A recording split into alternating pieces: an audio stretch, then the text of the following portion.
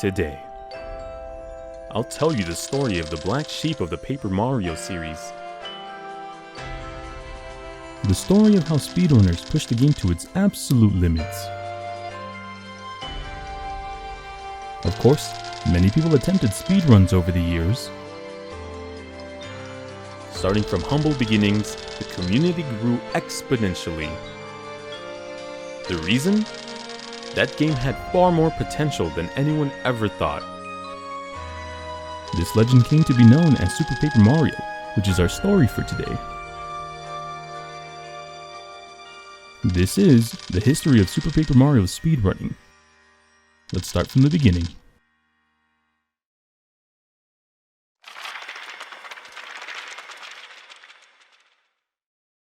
On April 9th, 2007, Super Paper Mario was released to North America. Super Paper Mario is an action RPG platformer developed by Intelligent Systems and the third title in the Paper Mario franchise. SPM focused itself more towards its platforming aspect, as well as introducing new gameplay mechanics like the ability to flip between 2 dimensions. This differed greatly from the previous Paper Mario titles, which were more focused on stage battles and open-world exploration. Due to this change in style, the game had its fair share of critics. Nonetheless, the game achieved a cult following and sold over 4 million copies, making it the best-selling Paper Mario game of all time.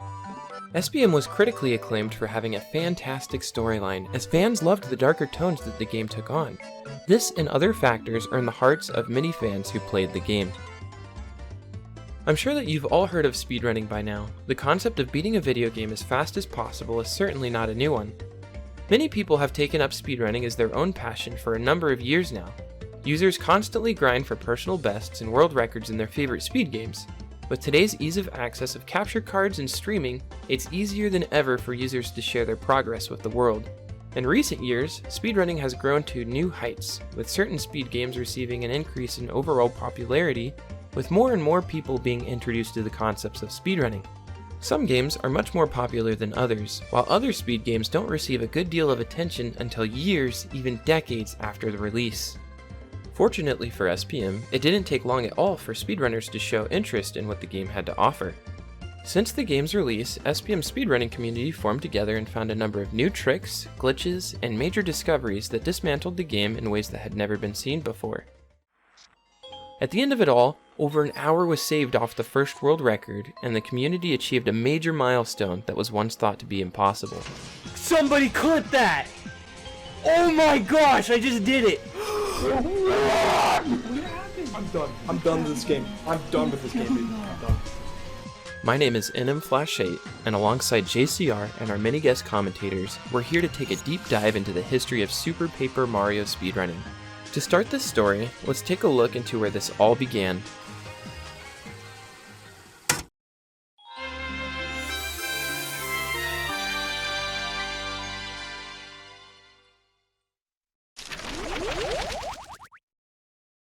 Speedrunning has been around for a very long time, with many citing the mid-90s as holding some of the first ever documented speedruns. For speedrunners back then, it was very difficult to find a place to meet up and discuss their passion hobby with one another. However, there was a forum on the horizon that would become the earliest community forum dedicated solely to speedrunning, and would lead to the birth of numerous communities that still exist to this day. In 1998, a website was created by a user named Radix, which was used to house a playlist of early-day Quake speedruns. The site later became known as Speed Demos Archive. As time passed, SDA later began to include speed games outside of Quake, which allowed for the site's rapid growth and expansion. The site would hit its peak during the summer of 2005, citing its largest user base and highest amounts of activity in the site's lengthy history. It's safe to say that this was the first time a large group of speedrunners were all able to come together and share their interests with one another. For Super Paper Mario, this peak couldn't have happened at a better time. Nintendo had just announced that the Wii was set to release in November 2006, and as a result, many SDA users picked up the console on launch day. With Super Paper Mario releasing soon after this, some SDA users began to show interest in what a speedrun of the game would look like. The first post about SPM speedrunning came just a few days after the game's release. These threads included curious users who would go on to play an important role in the game's very first speedrun. But for now, they were patiently waiting for someone to attempt the run of this brand new game. Unfortunately, they'd have to wait a very long time before anyone attempted an SPM speedrun. Just kidding. Just 18 days after the game's initial release, a user named Mr. Guy posted a thread about Super Paper Mario to the SDA forums.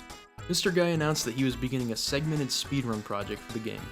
This meant that Guy would record his run from one save block to another, and would be able to retry a segment as many times as possible if needed. This was beneficial for the first ever run, since very little was known about the game at all at this time. Some users didn't even have access to the game due to the European and Australian releases being delayed for 5 months. Nonetheless, Guy received a decent amount of support from SDA users, especially those who had previously shown interest in the game. As Mr. Guy continued to post new segments of his run, others would chime in on what could be improved in each segment, as well as providing their own tips and tricks that they learned. Over the course of nearly 3 months, users worked with Mr. Guy to help form SPM's first ever speedrun. One thing that can definitely be said about this run is that it was a community-driven goal. At the end of the day, it's Mr. Guy's run, but many different people came together to help with advice or tips to assure the first run was as fast as possible. When Mr. Guy first planned out the route, he noticed quite a few areas in which he could save time solely on prior knowledge. For example, since a fire burst was needed to wake up Peach before Chapter 2, Guy decided to pick one up in Bustovius' house. Another example was in 2-3, where knowing the code to Mimi's vault before beginning the level meant it could be beaten in just around 3 minutes. Peroxide also pointed out that using the return pipe during the game's pre-chapter intermissions could save a lot of time on backtracking. Mr. Guy also received helpful feedback to improve on mistakes that he made in initial attempts.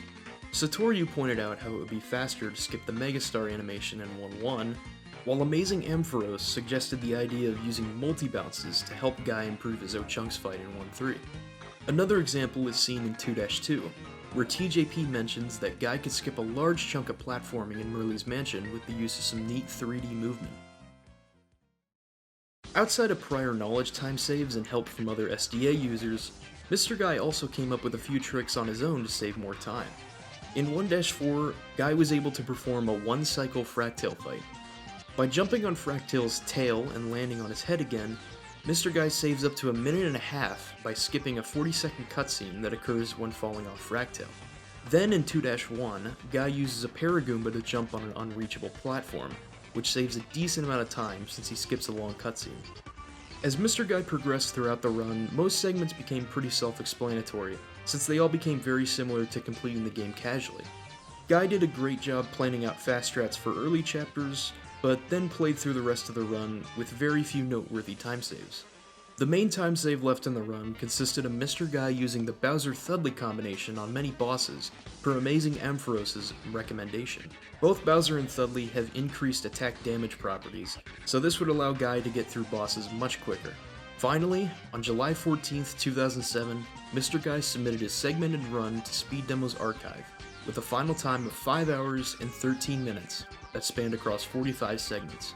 The final time was recorded using the game's in-game file timer. While this run may not stand out nowadays, this was a really impressive feat at the time due to the fact that the game had released so recently, thus very little was known about the game overall.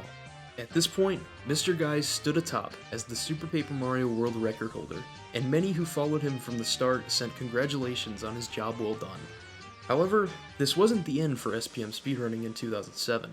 While Mr. Guy was making posts about his run, there was a user silently lurking who planned on doing their own segmented run of Super Paper Mario.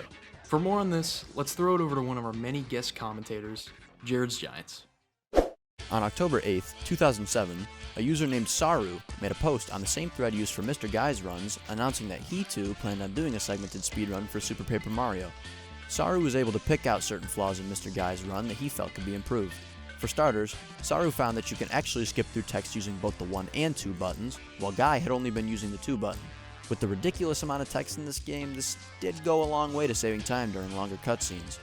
Saru also found more platforming and route improvements in comparison to Guy's run. In 1-3, Saru carried a squig to the end of a room, got it to shoot a coconut, then jumped off that coconut to get over a wall, which skipped another cutscene. For 2-1, a user named YoshiFan gave Saru the suggestion of jumping off a Jabus's head to reach a set of doors quicker. Another user named KingCTTR laid out a faster 3-1 route for Saru, which was done by using Peach's parasol to reach a pipe in midair. However, none of these improvements came close to the biggest change that Saru contributed to the run: power leveling. In 1-1, Saru got a squig to continuously shoot coconuts, thus allowing him to constantly level up.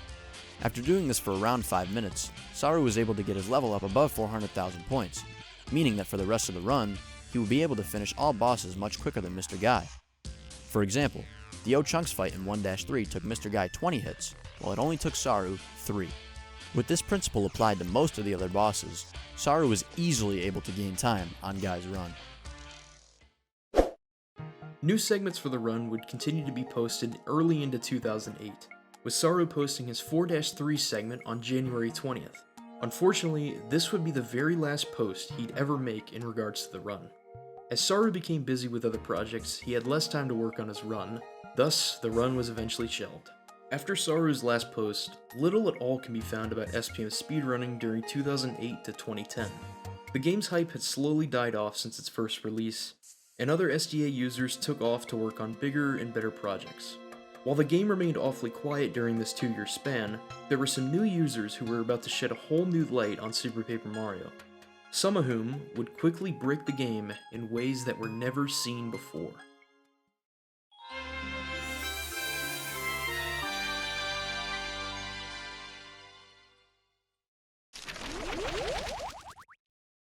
Shortly after a huge recession in SPM activity, the game would quickly shoot back into the spotlight as it was being picked apart by an unfamiliar name.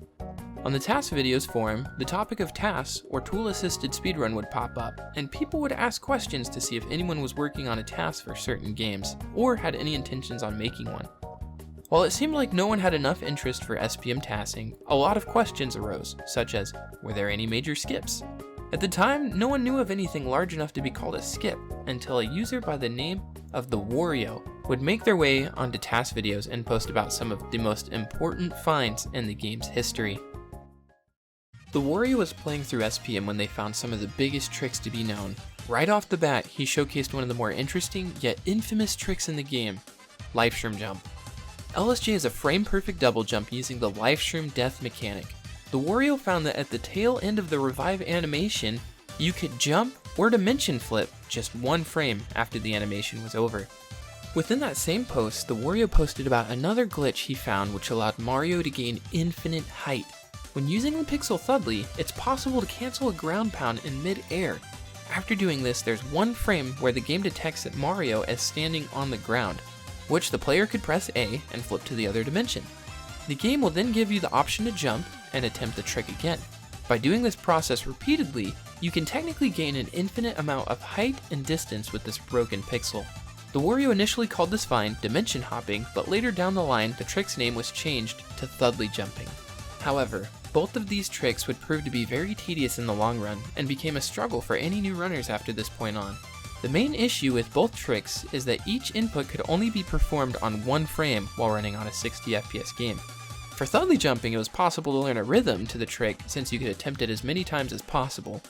But for Lifeshroom Jump, there was only a very tiny visual cue, and you only got 1 attempt at the trick. The best bet for runners would either be spending a long time studying the visual cue and learning the timing, or just mashing A after dying and hoping for the best. After these 2 game-breaking glitches were laid out, it was time to go over any potential uses for the 2 tricks. For more on that, let's hand it over to another one of our guest commentators, Gamer Squiddy. Within the same post on taskvideos.org, the Wario provided new uses for Thudley jumps and Lifeshroom jumps in an RTA run. For Thudley jumping, here were some potential uses that the Wario theorized. In 5-1, you could skip having to input the very long passcode, and instead just Thudley jump over the final wall to get to the star block. This strategy saved about 16 seconds, and was eventually implemented in runs, and was titled Block Puzzle Skip. In 7-3, you can skip waking up Peach, collecting 2 apples, and talking to Cyrus the Cloud by doing an insane amount of Thudley jumps up to the last stair in the level. This trick took a large amount of consecutive Thudley jumps, but would save about 2 minutes if done very well. This strategy was eventually implemented into runs and was named Peach Skip. In 7-4, you can skip collecting all 3 orbs and activating the Rainbow Bridge by doing 4 to 6 Thudley jumps over the gap to reach the Bone Chill fight. While this trick didn't require as many Thudley jumps as some other tricks, it is easily the largest amount of time saved in the game up to this point, saving over 7 minutes from completing the level normally. This trick was immediately implemented in runs, and was called Rainbow Bridge Skip. In 8-2, it was possible to skip Mimi's switch trap by doing 1 to 2 Thudley jumps up to the room above, which holds the key to progress through the level. This trick was implemented in runs and called Merlin's switch skip, and it saved about a minute. The Wario also provided 2 potential skips using livestream jumps as well. In 1-2, you could skip getting Thoreau and activating the green bridge by performing a livestream jump over the final gap to get to the start block. This strategy was estimated to save around 2 minutes and was called green bridge skip, but the trick was often just referred to as livestream jump because it was the only key use of a livestream jump in runs. In 2-1, it was possible to skip getting Boomer by performing a livestream jump up to the blue switch that opened up the final door in the level. This strategy was almost never attempted in runs, since it was such a pain to go out of your way for another livestream and have to hit a second frame perfect trick in a run. The Wario would also make one final glitch discovery, an infinite jump with Bowser and Carrie called Bowser Bumps. These are pretty difficult to pull off, and there aren't any major uses for this glitch to this day. Overall, with just one post to taskvideos.org, the Wario absolutely annihilated this game and opened a door of many opportunities to future runners. After all of these newfound tricks, a few new runners would enter the scene. Unbeknownst to any SPM runners in the West, a small community of Japanese runners formed from November 2010 to June 2012. While much proof or video doesn't exist anymore for these runs, we were able to find old leaderboard screenshots and other archived pages to give enough proof to say which runs were world records at a specific time. Unlike the runs prior to this point, all runs from here on out were done in a single segment, meaning they were done in one full recording from start to finish instead of being done from save block to save block. According to a few forum posts, Rikuma or RecV held the world record with a time of 4 hours, 37 minutes, and 22 seconds on August 10th, 2011. We'd love to give an in-depth analysis on what improvements were made in this run. However, none of RecV's SPM runs can be found anywhere. The little bit of proof we have left was a picture of their splits on an ancient Google Doc that held some of the older run information. A user named The Ticken would do runs around this time as well. While they never had the world record, this is some of the earliest footage that still exists of a single segment RTA run, so we figured it'd be nice to have it on this list. In early 2012, RecV would achieve another world record with a time of 4 hours, 36 minutes, and 38 seconds on January 26th. But as mentioned, the video no longer exists today. Moving back to the old SDA forums around mid-2012, a runner by the name of Doisum began to take interest in Super Paper Mario speedrunning. While the old 2007 forums on SDA had gone completely silent, Doisum decided to make a new post in June 2012 under a thread about single-segment SPM runs. He announced that he planned on doing a single-segment speedrun for SPM and shared his route with users to try to retain feedback. A few of Doisum's route improvements include using a shell shock on both Bowser fights, picking up the Power Plus to save time on leveling, and picking up various items and catch cards to sell for coin routing. This would allow him to open up the blue pipe from flip side to flop side, which was an amazing optimization missed from previous runs. Doisum completed 3 runs in the span of 4 days and ended up with a time of 4 hours, 52 minutes, and 28 seconds. While Doisum never actually held the world record, these runs were pretty significant as it's some of the earliest known recordings of the tricks like Thudley jumping, Rainbow Bridge skip, as well as a few other time saves found by the Wario. Doisum also helped in making numerous route improvements that runners would use for many years to come. The Wario and Matured Sinner also joined in on this thread, and all 3 discussed time saves with one another. Some other notable finds from this time are Ice Churble skip, which is a trick in 1-3 done by taking damage from an ice churble so that its heightened position will be higher in the air, allowing Mario to jump on the churble and reach the door, saving around 12 to 15 seconds. One last notable find was a faster version of the 3-2 blooper fight, which could be done by flipping into 3D to lure the red tentacle out of the water, then flipping back into 2D to get a quick hit with Bowser. After all of Doisum's runs and new discoveries, RecV would break the record for a third and final time, getting a 4 hour, 32 minute, and 35 second run on January 30th, 2013. As with all other RecV runs, the only thing that exists still to this day is a screenshot of the run splits, and nothing more. Unfortunately, a lot of the information during this time is extremely dated, broken, and fuzzy. As we leave 2013, the game is in a very interesting state. Barely any active runners, a non-finalized route, and some reminiscences of unimplemented tricks, like the 1-2 livestream jump, which could be feasible, but very frustrating to deal with at a top level. Lucky for SPM, however, a band of new users are about to enter the scene to form the speed game's first generation of runners.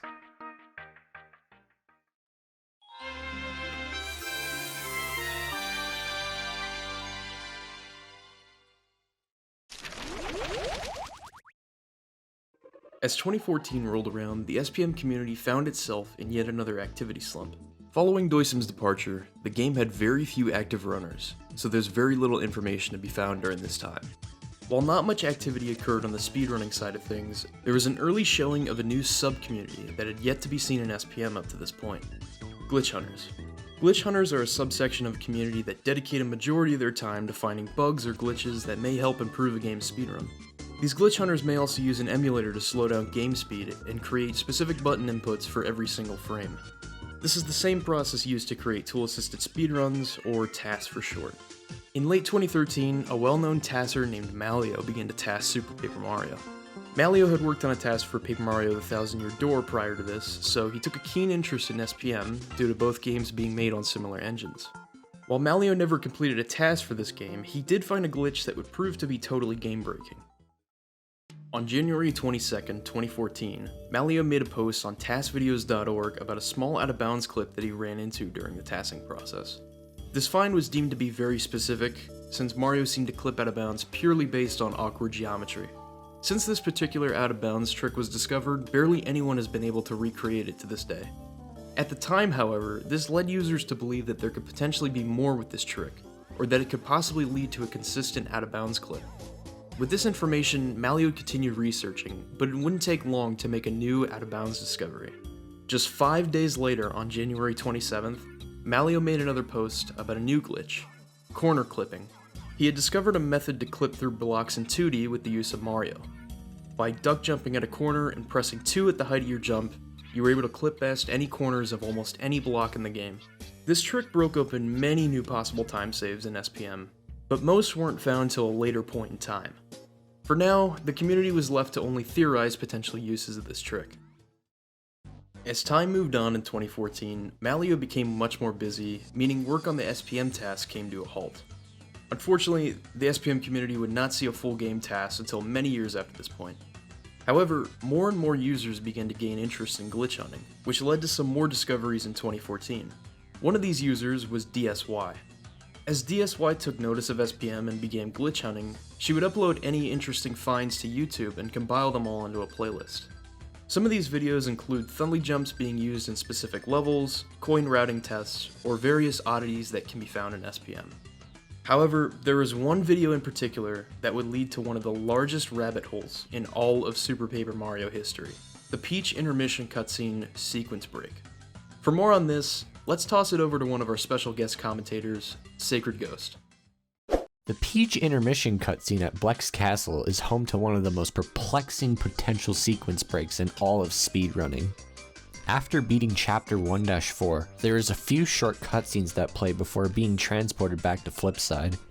One of these cutscenes gives us control of Peach for the first time, and we must navigate the halls of Bleck's Castle in an attempt to escape. While it may not be apparent at this early stage of the game, we are actually traveling through the same corridors that are present in Chapter 8-1. In fact, it's due to the 8-1 map being loaded during the pre-Chapter 2 cutscene that makes this sequence break an actual possibility.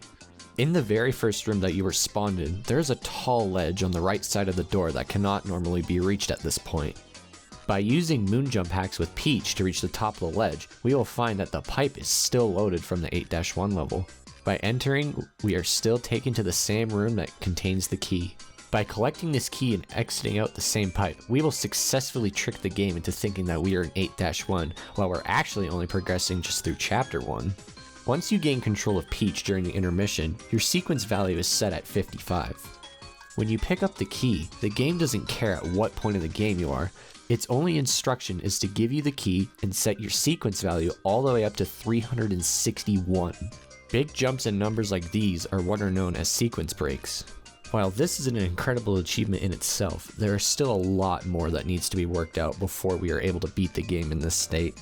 For starters, there is currently no way to make it on top of the ledge with legitimate means.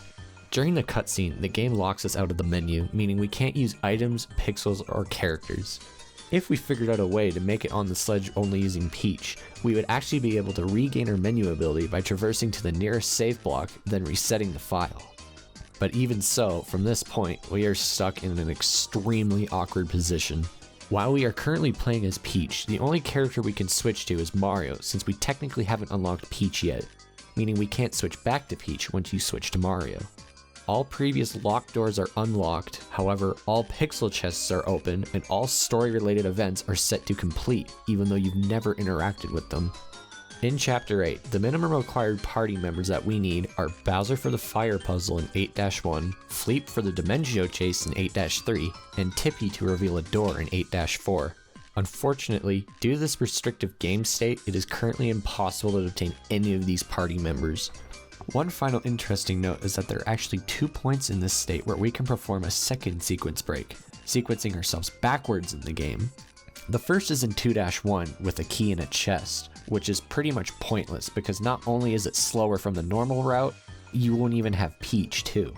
It is also possible to sequence back to 3-4 by defeating Francis, but it has not been done without the use of hacks yet.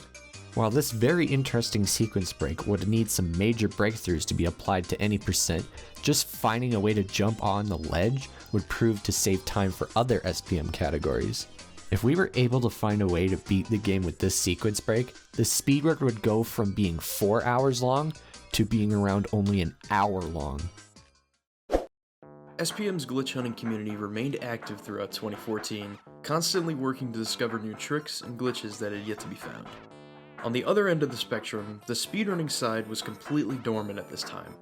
Barely any runs were recorded in 2014, and no progress was made to the world record outside of another 432 achieved in late 2013. But as the year came to a close, there was a new runner on the rise who was about to quickly take the game by storm. On November 1st, 2014, a user named GameRob decided to run Super Paper Mario any %. GameRob held the world record in the 1,000-year door at this time, and was intrigued by some of the interesting strats that SPM had to offer. In GameRob's first ever completed attempt, he got a 4:39.14, proving that he was capable of getting a great time. And sure enough, 6 days later, GameRob would improve the record to a 4:30.57. GameRob made improvements to the old record by refining his movement and improving the route, while also utilizing Thudley jumps to help save a significant amount of time in levels such as 3-3 and 7-4. In this record, GameRob also used a new level grind method in 5-2 to increase his HP and attack power significantly, which would help defeat late game bosses much quicker than before.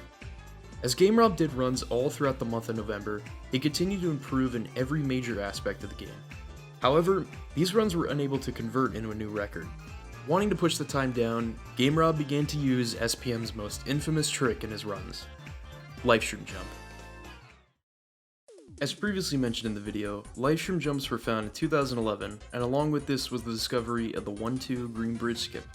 To recap the trick, the player must first go to Howzett's shop and buy a livestream for 50 coins. After this, flip into 3D and walk to the empty gap just before the star block.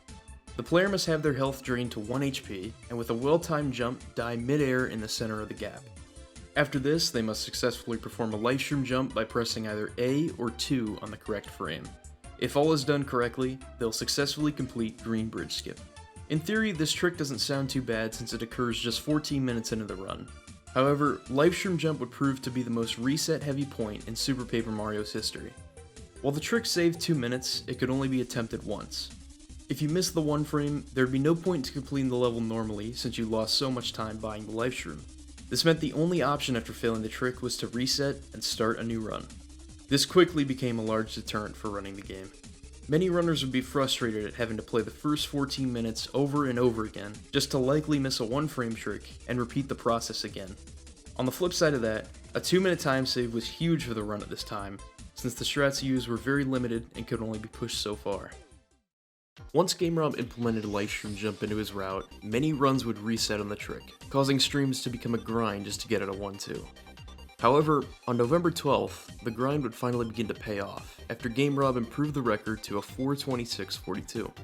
After getting past livestream jump, GameRob carried the run into Chapter 7, and proceeded to save 2.5 minutes in 8 splits. This just went to show how much time save was still present in Chapters 7 and 8. In only 12 days of doing runs, GameRob was able to improve the world record by over 9 minutes. At this point, GameRob had far and away established himself as the best SPM player to date. But of course, he wasn't done yet. Over the next month, GameRob would grind SPM on and off in hopes of getting another run. While his record was fantastic during the final stretch, there was ample time saved during the first 6 chapters of the run.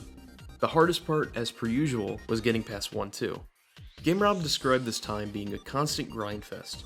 Having to repeat Prologue over and over again until hitting a 1-frame jump was very tedious, and sometimes it was too much to put up with. But alas, he continued attempts up to December 14th, 2014, when this happened.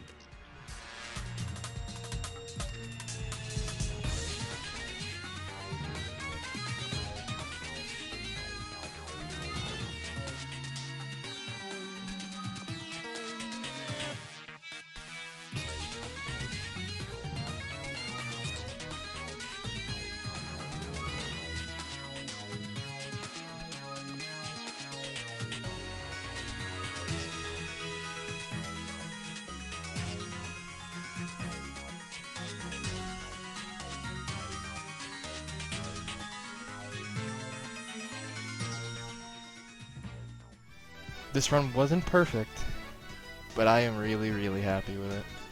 I want the 421 sum of best, but I'm not going to get it, because I'm probably not going to do any more runs this game. I think I'm done with this run. I might come back eventually, Blue, but this game is like, once you start doing Livestream Jump, it becomes a huge grind. At least that was my experience. I really didn't enjoy resetting on Livestream Jump a bunch. It made the run a lot less fun for me, so I'm really happy that I just got it over with. With that final run, GameRob improved the record by a total of 11 minutes during his month-and-a-half tenure with the game. Staying true to his word in the recording, this would be the last SPM run that he'd attempt for a very long time. Even with his short tenure, GameRob proved to have a lasting effect on SPM, as his final record would be one of the longest standing any percent records in the game's history. It would take runners a very long time to match the skill level that GameRob was at. But unlike prior instances in the game's history, something was different this time around. GameRob was soon to have competition. Before that, a few notable things occurred in early 2015. Over in the glitch hunting community, DSY continued to post new SPM videos to her playlist, and made some new interesting finds. One of these was a mid-air 3D jump using Throw. By holding an enemy and jumping just before the 3D meter runs out, Mario will take damage in midair and will quickly be able to jump off the enemy. This trick can be used to skip a few gaps or reach high places, but an enemy must be present in the room for the trick to work. The last few videos showcase things like Peach Skip, Bowser Bumps, and the 8-2 Merlin Switch Skip. While June 2015 marked the end of the playlist, it would be constantly looked into by newer runners and community members to see many of the weird glitches that the game had to offer. Another thing that happened in 2015 was the rise of Super Paper Mario's Speedrun.com page. The page was added sometime in 2014, but wasn't actively used until GameRob's runs. From this point on, Speedrun.com/SPM would become the home of every runner's times, rather than runs being placed in a Google document. With the site's introduction to the community, it quickly became a spot for runners to talk with one another and share strategies to help newer runners that were interested in taking on any percent. And about halfway through 2015, 2 brand new challengers would appear. On June 2nd, a new runner named I'm Dead would submit his first ever any percent run, with a final time of 5:09:39.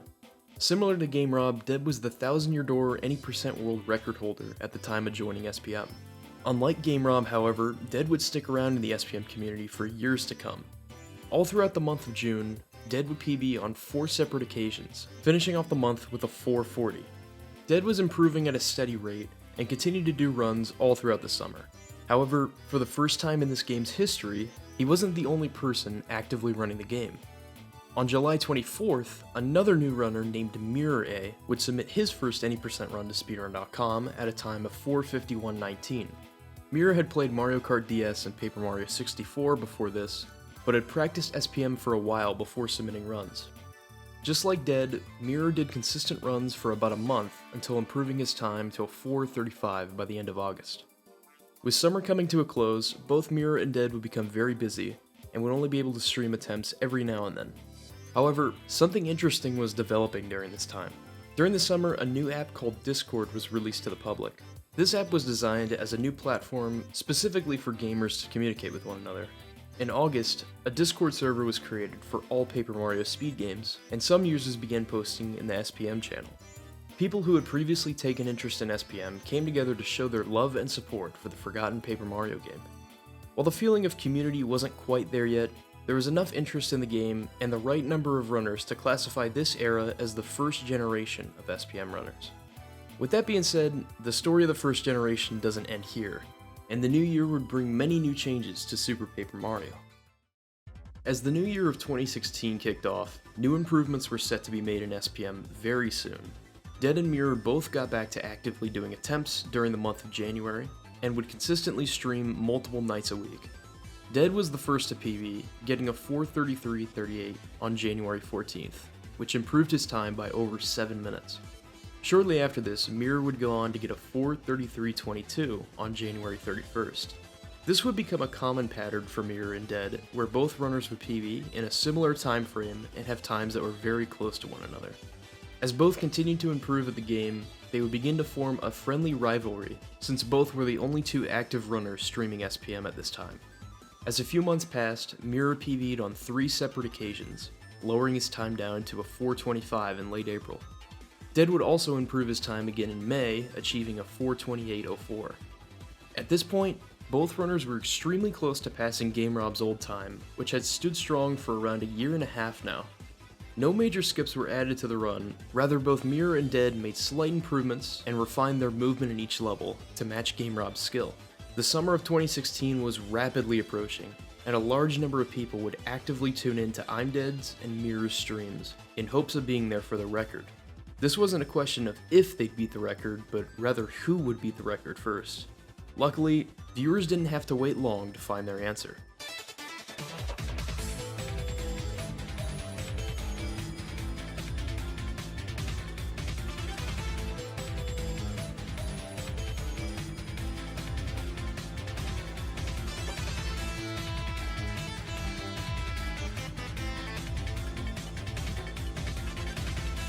I'm Dead would take the world record with a final time of 4:24:34, just barely beating GameRob by only 6 seconds. The final 3 chapters of the run were some of Dead's best splits, and of course he ended off the run with an insane Super Dimentio fight. With that, GameRob had finally been dethroned after holding the world record for 540 days, and Dead received congratulations from the entire Paper Mario Discord. While all this was happening, Mirror continued to do attempts in hopes of beating Dead's new time. Dead's run wasn't perfect, as there's a decent amount of time save all throughout the mid-game. Mirror continued runs throughout the summer, and over the next month would either have runs not get past LSJ or die in late game. But finally, on July 11th, Mirror would finally get the run he was looking for.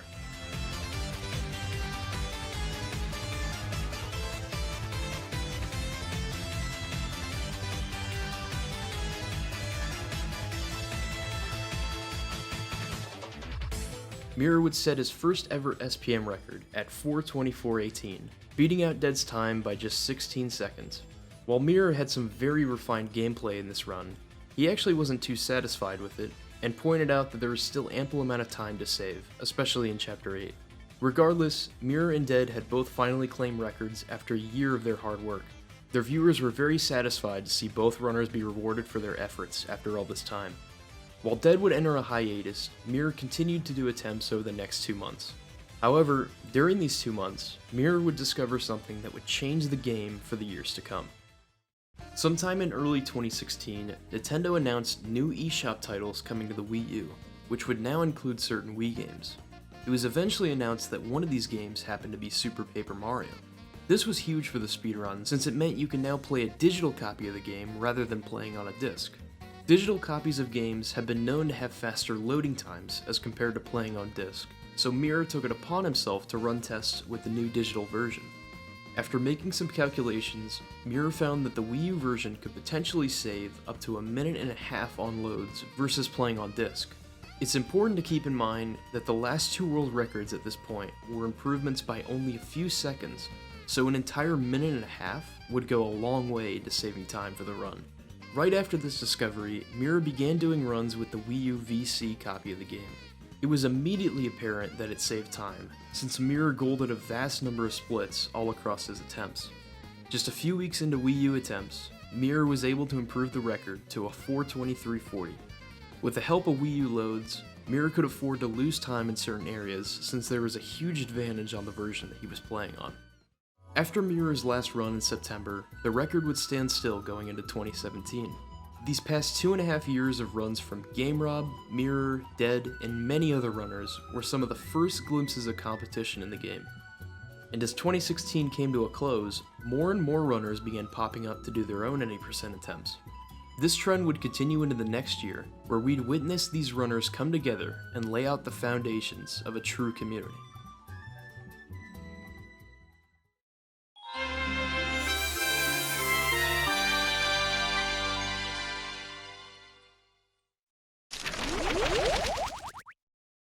As we enter 2017, a mirage of new runners are about to enter the scene. While Dead and Mirror went on an extended hiatus, Dead would eventually return to runs, while Mirror would not return to any % at all. Mirror and Dead's SPM streams in 2016 actually had a significant impact on the game's future runners. At this time, there were no any % video tutorials available, so knowledge of running the game was either through the spread of older documents that were floating around, or by watching Mirror and Dead play the game. Due to this, certain viewers that frequented Mirror and Dead streams would actually go on to do runs of their own, leading to a significant increase in runs from 2016 to 2017. An interesting example is when a viewer named JCR caught wind of Dead and Mirror's streams and became interested in running Super Paper Mario. JCR was able to gather a few runners from the Luigi's Mansion speedrunning community to do a semi-blind any % race together. The runners included were JCR, Jared's Giants, HD Lax, Glitch PhD, and A2 Rhombus. While JCR was the only person to end up completing their run, this was one of the earliest sightings of a community-organized race, and certainly wouldn't be the last. About halfway through 2017, Dead would eventually return to SPM. Fortunately, he was able to equip himself with the Wii U version of Super Paper Mario to save time on loads, and was ready to start improving on Mirror's world record. After getting back to attempts in the middle of July, Dead achieved a new world record of 4 hours, 23 minutes, and 31 seconds, improving on Mirror's world record by 9 seconds. This was a decent run by Dead's standards with a very solid early game, but when it came to Thudley jumps, Dead would lose quite a bit of time.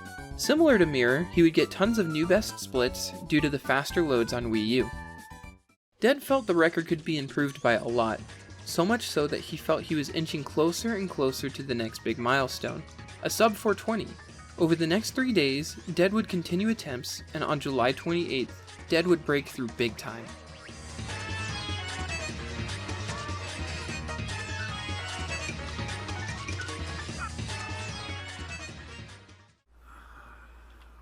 Finally gonna blaze it. That is a nice little PV, despite everything that happened prior to Chapter 7, which was just mediocre. Well, some of it was worse than other parts of it, but I would say this run was mediocre until Chapter 7. While Dead wasn't super thrilled with his little PB, he demolished the record by over 3 whole minutes, achieving a time of 4 hours, 20 minutes, and 27 seconds. This wasn't the sub 420 he had hoped for, but the run still had an amazing showcase of skill, highlighted by a really good peach skip in 7-3. After this run, the summer of 2017 would quickly come to a close, and Dead would enter another hiatus for the rest of the year. While not much happened in 2017, there was one major showcase that took place in April, which would put Super Paper Mario's potential on full display. For more on this, let's throw it over to another one of our guest commentators, HD Lax. On April 8th, 2017, seemingly out of nowhere, a Super Paper Mario TAS was released by a Japanese TASer named Kurage. Kurage had previously attempted to make an SPM TAS in 2015, but the project was scrapped after runners found that many strats and optimizations were missing. To avoid this problem during the second TAS, Kurage kept in active communication with Mirror, who followed the route to make sure it was as fast as possible. After the TAS's completion, the final time came in at an incredible 3:43.42. Seeing SPM completed this fast was astonishing, since the TAS was over 40 minutes faster than the current world record. There's a lot to mention about this TAS. To start, it had a very helpful display that would show the viewers exactly what was going on during this run. Of course, movement was basically flawless and menu navigation was perfect. This run also would manipulate RNG, or the random number generator, to make the game give us whatever items were desired. There were also a lot of tricks that runners wouldn't attempt in their runs, whether they were just too difficult or too RNG heavy. Some of these tricks included things like ladder jumps, boomer skip, using the fast flower in 3-3, carry skip, faster point grind in 5-4, water switch skip with a life shroom jump, longer peach skip, and Bowser bumps in 5-4 and 8-1.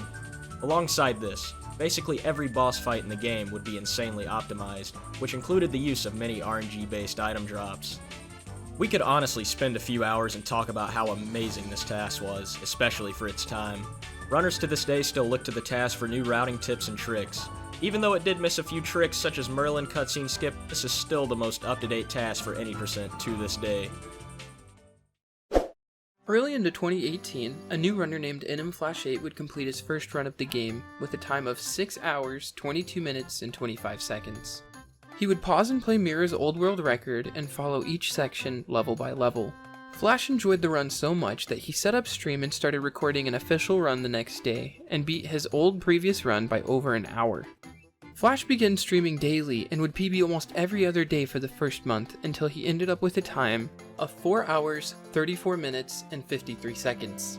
Flash quickly fell in love with speedrunning and would catch the attention of a lot of the active Paper Mario community members in his daily any percent attempts. Flash would soon find one of his new best friends in speedrunning, Sloptop. After watching Flash run the game for a while, Slop would try running the game himself. The two would put up a friendly rivalry, seeing who could beat certain milestones first. Flash and Slop would soon grow restless when it came to any percent, but were excited about their newfound love for Super Paper Mario speedrunning. Slop would move on to Pit Percent, another shorter category, where you beat the flipside pit of 100 trials as fast as possible, while Flash would move on to 100%. Sure enough, Slop would quickly get the Pit Percent world record. Yes! I think we got it! 1:35:20, final time. And Flash would get the 100% world record soon after. Yes! World record! During Flash's run, he would stumble upon an exciting brand new time save.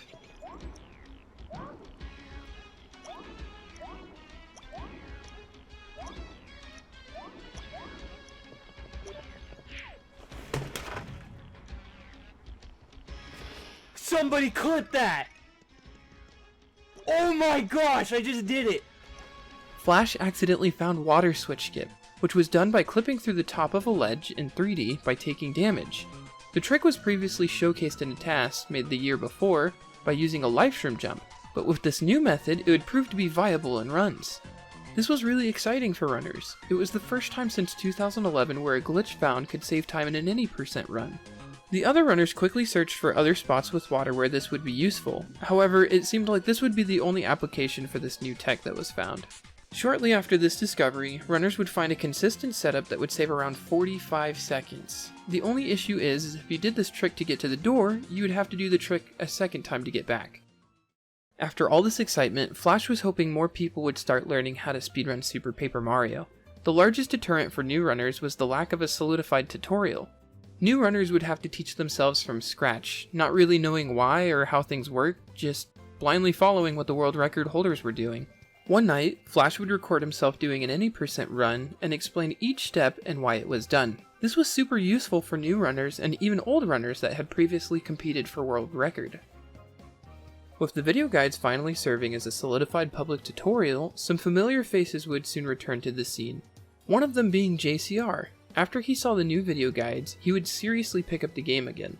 At this point, more than 6 people would run the game at one time, whereas before, only the ones going for world record would complete more than one run at a time. This was the first time in Super Paper Mario's history where the game would have its own community. During this time, a lot of the runners would come together and do weekly races. Every week, the same 4 runners, Sloptop, Dead, JCR, and Flash, would always show up to do a weekly any percent race. They would eventually bring in some new runners as well. During all this excitement, a brand new discovery was on the horizon.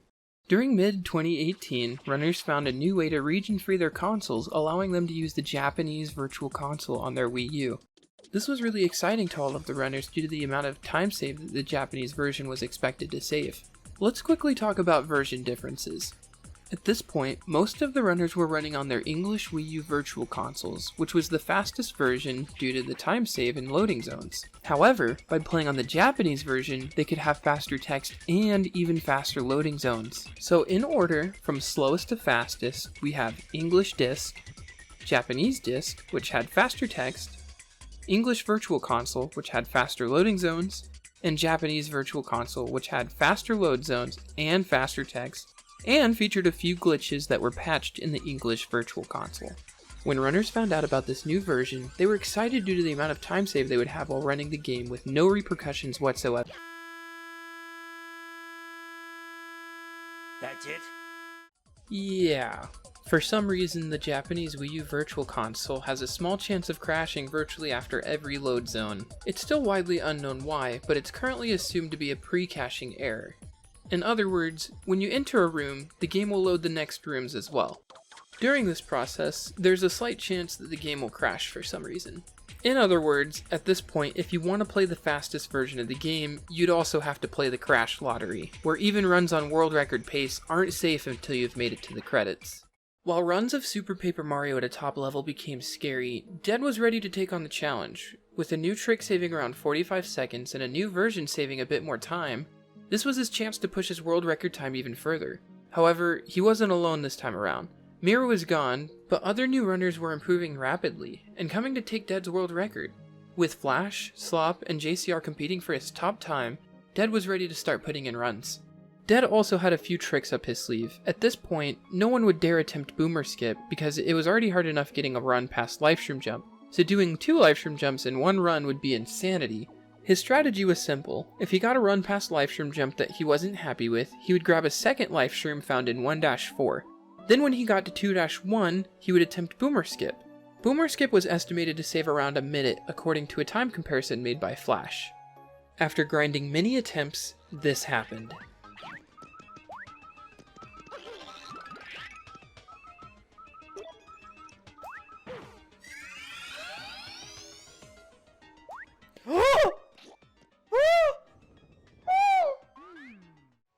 For the first and last time in Super Paper Mario history, Livestream Jump Boomer Skip was done in a run. Dead went from 30 seconds behind to 20 seconds ahead.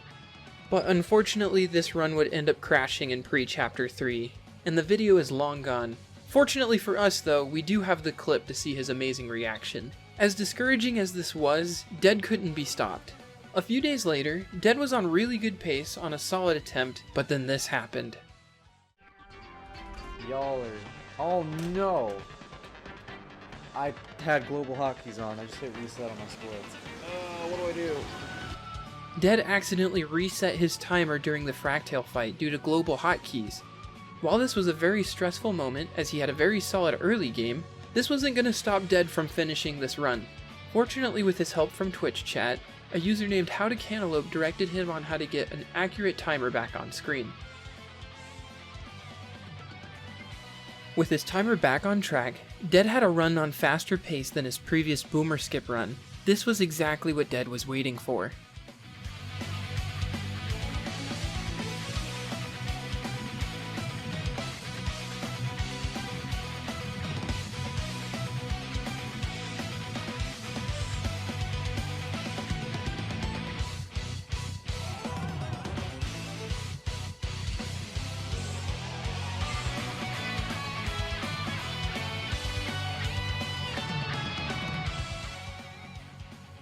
With this run, Dead broke his record with a time of 4 hours, 19 minutes, and 25 seconds, getting the sub 420 he was waiting for.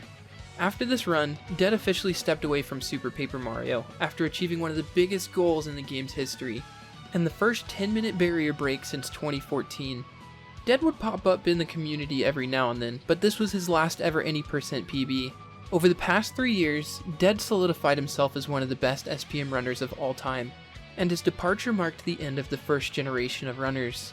With the first generation at its end, the newer band of runners were ready to take the Super Paper Mario community to new heights. With tons of achievements being made in 2018, the community was ready for more. While Super Paper Mario's community was small, it was still a community. Flash eventually stepped up to be a supermod on the speedrun.com webpage, and would lead the small group. He would keep doing daily runs, or routing streams, while promoting the game's speedrun wherever he could. The small community was growing, but still needed a little more room. As brought up before, Super Paper Mario was a part of a subsection in the Paper Mario speedrunning Discord. This was where the majority of the communication occurred between runners. While it was nice having help from the other Paper Mario runners, there wasn't much space to branch out into other topics related to SPM. The other communities, Paper Mario 64 and the Thousand Year Door, had already branched off to new Discord servers. Flash figured it might be a good time to give Super Paper Mario the chance to grow. On August 17th, 2018, Flash suggested the idea that Super Paper Mario should make its own Discord server as well. While there was a lot of mixed feelings toward this, everyone was generally okay with the new Discord. A lot of concern was brought up that Super Paper Mario wasn't active enough for its own Discord server, and if it did have its own server, there was a high chance that most of the other runners from the other Paper Mario games wouldn't join. It was a risk the group of runners were ready to take. The next day, Flash would release the new Super Paper Mario speedrunning server. With the help of his friend Hydro, the two of them set up an amazing new server with many more channels where the runners could post discoveries and chat about running the game and discuss new strats. With the release of the new Discord, all of the active runners would frequently join in calls and start glitch hunting sessions, which would become a major tradition for the community. During these sessions, glitch hunters found all kinds of new things. Towards the beginning, a lot of these tricks weren't exactly useful for runs, but were still amazing nonetheless. For example, Hydro found flopside early. The trick wasn't exactly useful in any percent since there wasn't anything you could do in flopside, but it was still really cool to see. JCR also made an awesome find with, well, whatever you want to call this. What? What? What's going on, dude? You gotta tell me. Keep me updated. What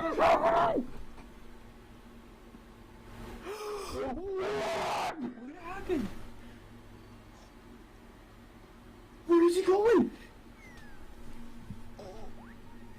I'm done. I'm done with this game. I'm done with this game, dude. I'm done.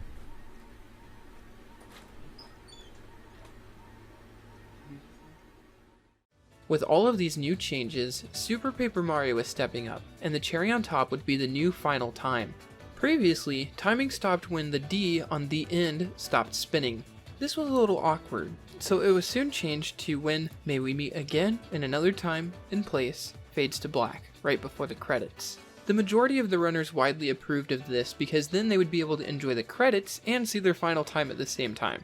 Depending on the region, this would take around 3 minutes and 31 seconds off of every run, making the current world record go from 4 hours, 17 minutes, and 1 second into a run of 4 hours, 13 minutes, and 26 seconds. Flash would need a lot of help with the task of retiming all of the leaderboard times, and would add JCR as a leaderboard mod to assist. Earlier that year, on January 17th, 2019, Flash would get his first PB in 5 months. JCR pointed out that he was 5 seconds ahead of world record in pre-Chapter 5.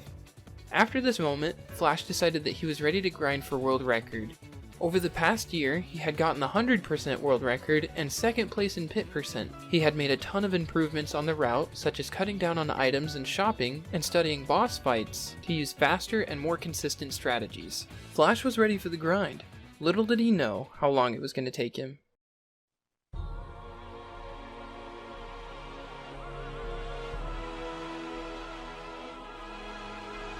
After Flash's last PB, he immediately started pushing for world record. What he didn't anticipate was how long it was going to take him. There were multiple runs where Flash was on world record pace, but would end up crashing, or yes, even losing power. Some days, Flash wouldn't even be able to get a run past Livestream Jump and would spend up to 4 hours grinding Livestream Jump attempts, just hoping to get past 1-2. After 3 months of grinding runs, Flash would inch closer and closer to the record, getting a PB of 4 hours, 14 minutes, and 26 seconds, which put him just a minute behind the record. GG, guys. G freaking G. 4:14:26. Oh my gosh. Oh. Finally. Oh my gosh, dude. Exactly 1 minute behind world record.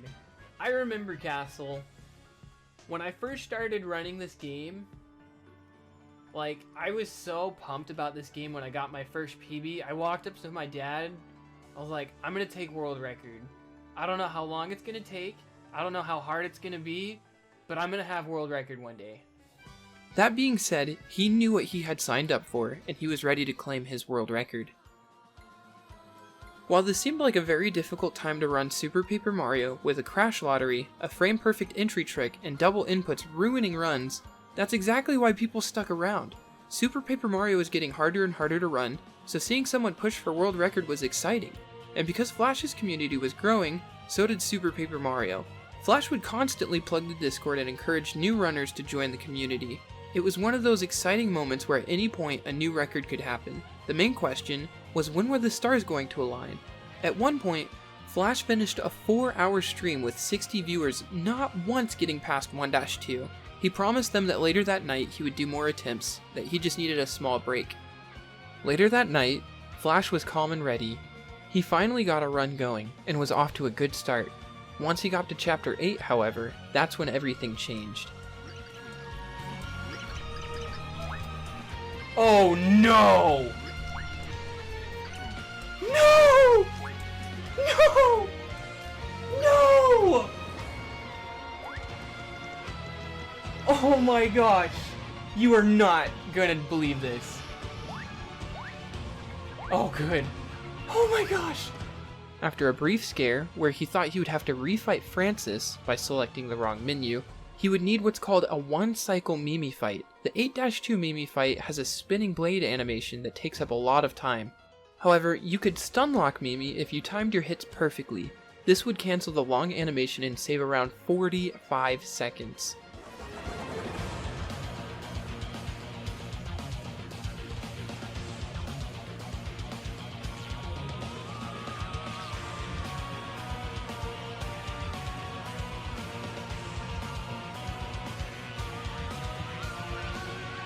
Let's go, guys! Oh my gosh! Let's freaking go! Dude, this could world record!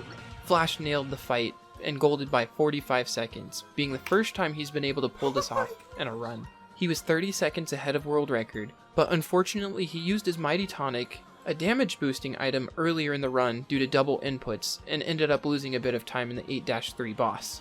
This brought him down to only 8 seconds ahead of world record, entering the last segment before the final boss fights.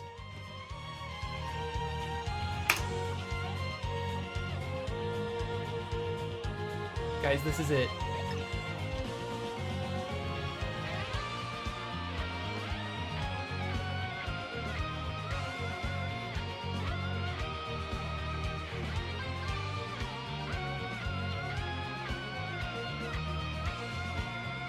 Let's go! Let's freaking go!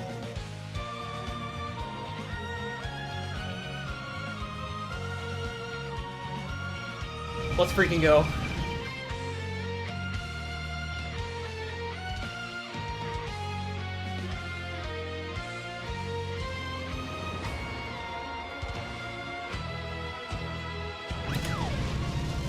Oh my gosh!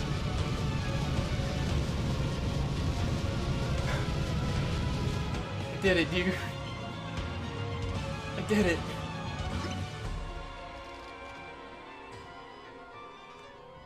Maybe we meet again another time in another place. World record!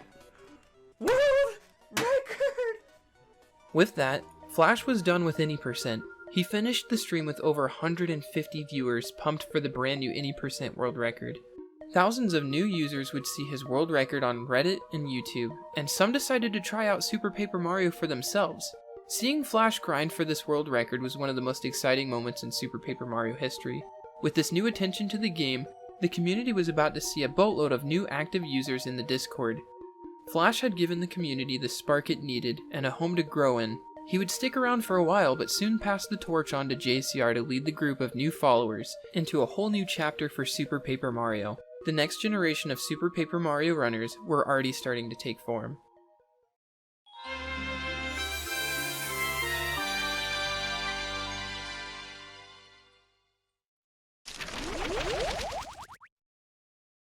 After Flash's record, Super Paper Mario saw a massive spike of activity, as many new users joined the Discord to learn the speedrun, help out with glitching, or just to stay updated with all the game had to offer. The recent activity from established runners, alongside Flash finally getting his first record, was enough to skyrocket SPM to a new height that had never been seen before. A very high number of new runners were introduced during this time period, many of whom would go on to make a significant impact in its game's permanent history. This was the launch of by far the most competitive, exciting, and chaotic time in SPM history. This is the next generation. Oh, and you're gonna want to buckle up for this one, because this game is about to get very, very fast. Why are you running?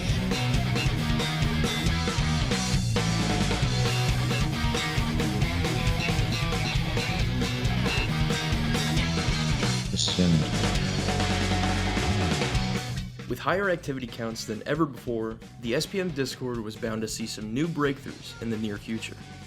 At this point in time, there had been relatively no major time saves added to the run, with the last addition being Water Switch Skip. Since so much time had passed since the last major find, some users began searching, and surprisingly, it wouldn't take long before a new, huge discovery was made. An SPM runner known as Mohawk began working on multiple different theories directly after Flash's record. One of these theories was Boomer Skip. Some of you may be thinking, hasn't Boomer Skip already been discovered? Correct, Boomer Skip's been around since 2011, since the Wario's early findings. However, this early method was almost never attempted in runs, since it required a second life stream jump, and it specifically needed a jump for the trick to work, rather than a dimension flip. However, Mohawk began looking for any methods to potentially do Boomer Skip without using a life stream. On May 3rd, Mohawk would post a video to the SPM Discord showcasing a new Boomer Skip method for the first time. This new method consisted of tossing a shell shock up on a ledge at a precise point so that it's able to hit the switch above. Many community members were stunned by this achievement due to it being the first major skip found in a very long time. As runners began testing the trick for themselves, they found that the trick was surprisingly manageable for runs. I became the first person to perform the trick on console, verifying its use in future runs. Overall, the new trick saved around 1 minute and 15 seconds, which was huge for the run at this time. With this skip, the community was even closer to a goal that was previously thought to be a long shot, the sub 410. With Flash's record being a low 413, just a little over 3 minutes needed to be saved for a sub 410 time. The crazy part about this is that not even a full year had passed since Eindead broke the previous 10-minute barrier, and the community was already looking towards a potential sub 410 in the near future. Not only that, but some members went even further, wondering if an entire hour threshold could be broken, if a sub 4-hour run was possible. Since many new finds would need to occur for this to happen, a sub 4 was deemed to be impossible with the current strategies available, and the community chose to focus on breaking the next 10-minute barrier instead. During this, Mohawk continued his research on other possible theories for potential time saves. Since Mohawk had just discovered a method to do Boomer Skip without a life stream, he began working on removing the final life stream jump left in the run. If successful, this would remove the final grind spot of the run and make the speedrun even more accessible. However, this life stream removal would prove to be the toughest of its kind. For more on this, let's toss it over to another community commentator, ZachLink99. With many new runners trying to push for the sub 410 barrier, the 1-2 life stream jump had become the most difficult and irritating part of grinding runs. Numerous individuals had ideas of skipping the green bridge using other methods, but none ended up working at the time.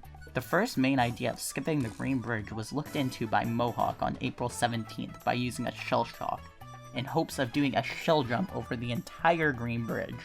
Unfortunately, Mario doesn't bounce off of shell shocks as high as people had hoped, and it seemed GBS was still only possible with a life stream jump. Only 10 days later, Mohawk had a new theory using the background of the room by clipping out of bounds from the inside of the shop. Mohawk figured out that you could clip up into the background that you used to get to Green's house, but there was still no way of getting to the star block. Just 2 weeks later, on May 7th, 2019, something big happened. Mohawk found that with an extremely precise Z-coordinate, you can climb up a vertical plane out of bounds and jump over the entire green bridge. It was unknown why this plane even existed. Now, it was possible to skip the green brig without an LSJ for tool-assisted speedruns. The community was freaking out over the discovery, hoping the LSJ was no longer. Later that day, many tried it in RTA without a setup, but didn't even come close, and was quickly deemed not viable for RTA speedruns. With Task GBS being the last of Mohawk's finds for now, the community shifted its focus back towards the run itself. With Boomer Skip implemented into runs, many runners started doing consistent attempts to push for a PB with the new trick. Flash was unable to do runs at this time, so other runners began to step in. During the month of May, new and old runners began doing attempts in hopes of improving their PBs. Some of these runners included ZachLink99, Castle, I'm Dead, and myself. Zach and Castle were newer runners who were looking to improve their times to get a sub 430. On the flip side, Dead and I were longer tenure runners looking to get a really good time, or in Dead's case, potentially even get the record back. While Dead's attempts never proved successful, I was able to get my first sub 420 run on May 21st. With this PB, I secured 4th place on the leaderboard, and in doing so created an interesting occurrence. All 4 runners that did weekly races together the year prior now held the top 4 spots, and all of them had a sub 420. This occurrence was a great showcase of the improvements made from all runners since the weekly races. With all the new activity in SPM, there is bound to be significant improvements made to the record very soon. The question simply came down to a matter of who and when. However, our answer came with a brand new runner who would go on to help change the way SPM was viewed in a larger spectrum. Around mid-April 2019, a new runner named Yoshizilla began learning Super Paper Mario Any%. Just like I'm Dead and Game Rob in the past, Yoshi was the 1,000-year door world record holder at the time of learning SPM. Yoshi got the help of active runners such as Flash and Slopdot to aid in learning the game, and was quickly able to finish his first few runs. After starting out with a 5:09.33, Yoshi improved at an extremely rapid rate and got a 4:26.11 in his 3rd ever PB. Yoshi continued doing runs during the summer, and within no time was able to pick up on the finer bits of movement used by top runners. On May 28th, Yoshi got a 4:17.07, which was 3rd place on the leaderboard within a month of running the game. The grind never stopped over the next 2 months, and sure enough, Yoshi was once again able to improve his time to a 4:13.49 on June 19th, just around 40 seconds behind Flash's record. The rapid improvement seen from Yoshi in this time span was something only rivaled by Game Rob's runs in 2014, so it's safe to say that many community members were caught by surprise to see Yoshi actively competing for record, when it hadn't even been 2 months since Flash's 4:13.03. Another highly important thing to mention here is that up to this point, Yoshi had yet to even attempt LSJ in a run. With the addition of Boomer Skip to the route, doing the no LSJ route had become slightly faster than before. This meant that newer runners technically didn't have to do LSJ yet, since Flash's record didn't include Boomer Skip. Keeping with this trend, Yoshi continued to do no LSJ attempts, and was very happy in doing so since it was extremely easy to get runs out of the first chapter. Many viewers constantly tuned into Yoshi's streams in hopes of seeing a new record, and sure enough, this happened.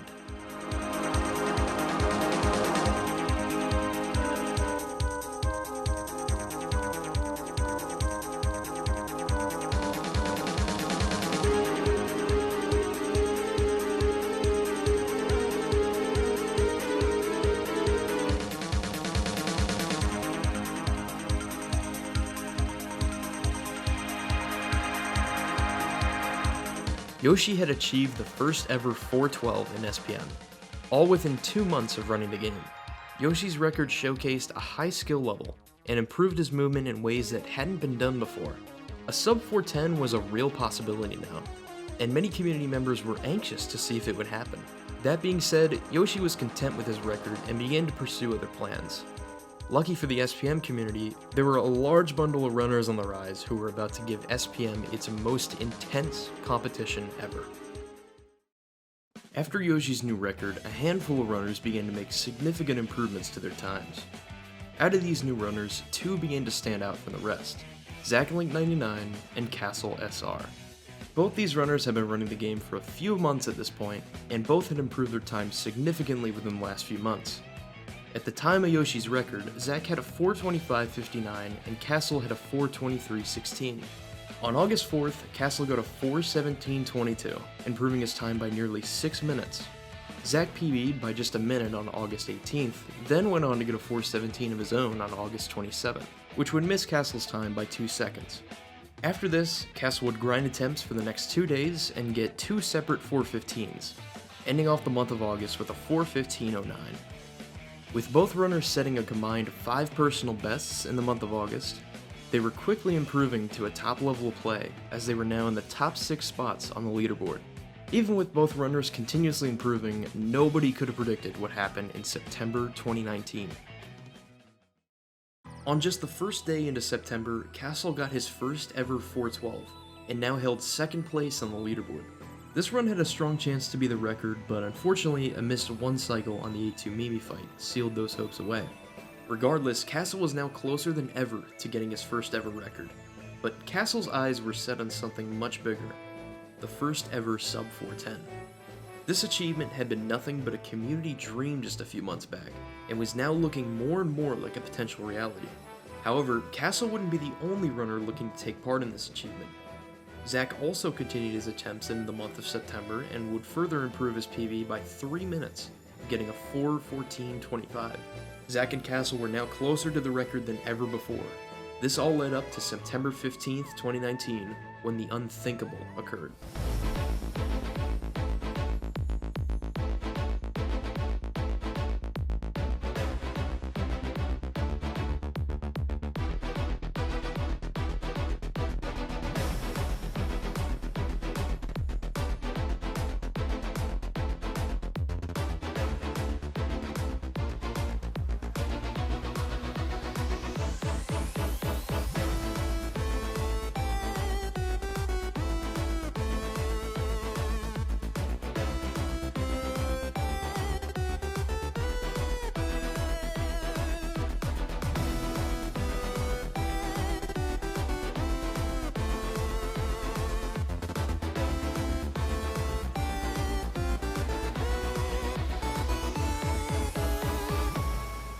Zach and Castle each got their first world records, both within an hour and a half of each other.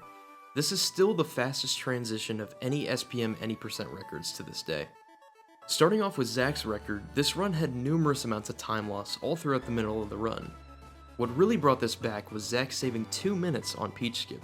From this point forward, Zach had a very solid Chapter 8 and just edged out a new record with a 4:12.10. Just as Zach got this record, Castle was on the run of his life. After being roughly even with his PB at Chapter 3, Castle proceeded to have a near flawless back half of the run. After getting an insanely good Peach Skip, it all came down to having good Bleck RNG to secure the sub 4:10.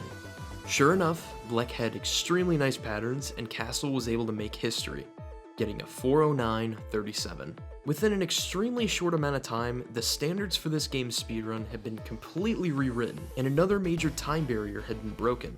The best part about this story is that the action doesn't stop here. As Castle moved on to running all pixels, Zach continued to do daily any percent attempts. Just a day after his short-lived record, Zach improved his PB by around 25 seconds, getting a 4:11.45. Just 2 days after that, Zach made a major milestone of his own, getting the second ever sub 4:10 run. This run would be a 4:09.45, which just missed Castle's record by 8 seconds. With Zach's rapid improvement, it wouldn't be long before he broke through with a really good run. On September 19th, Zach achieved a 4:08.30, the first ever 4:08 run. Zach was able to have an extremely good early game this run, and carried that time save to a world record, even with some time loss in Chapter 8. After this new record, Castle began his any percent grind again, and was able to strike back just 3 days later, getting a 4:08.23. This run just edged by Zach's record by 7 seconds, and was overall a very solid time. This is where the record would stand moving into October, where the world record competition would continue to heat up. After witnessing the incredible display from Zach and Castle the past 2 months, Yoshi decided that it was time for him to try for a sub 4:10 of his own. Yoshi began streaming runs in early October and would improve his PB on October 9th, getting a 4:09.30. This was one of Yoshi's first attempts since his 4:12 record back in July, yet he had already got a sub 4:10. Over the next 4 days, Yoshi continued attempts to take back his record, and sure enough, on October 13th, Yoshi got a 4:07.09. This run was incredible at the time, and featured very minimal time loss throughout the run with the strats that were available at the time. With this time being set, many community members began to wonder how far the record could actually be pushed down with the current strategies. Luckily, these members didn't have to ponder long on this subject, as a large number of discoveries were about to take place. While the SPM record was being slaughtered multiple times by the top 3 runners, other members began looking for new time saves to aid in the run.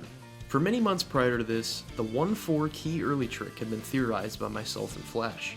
You are normally meant to enter a separate room and hit a blue switch to reveal a hidden key in the previous room. However, using a free cam in 1-4, it was found that the key is actually still loaded in before completing the puzzle.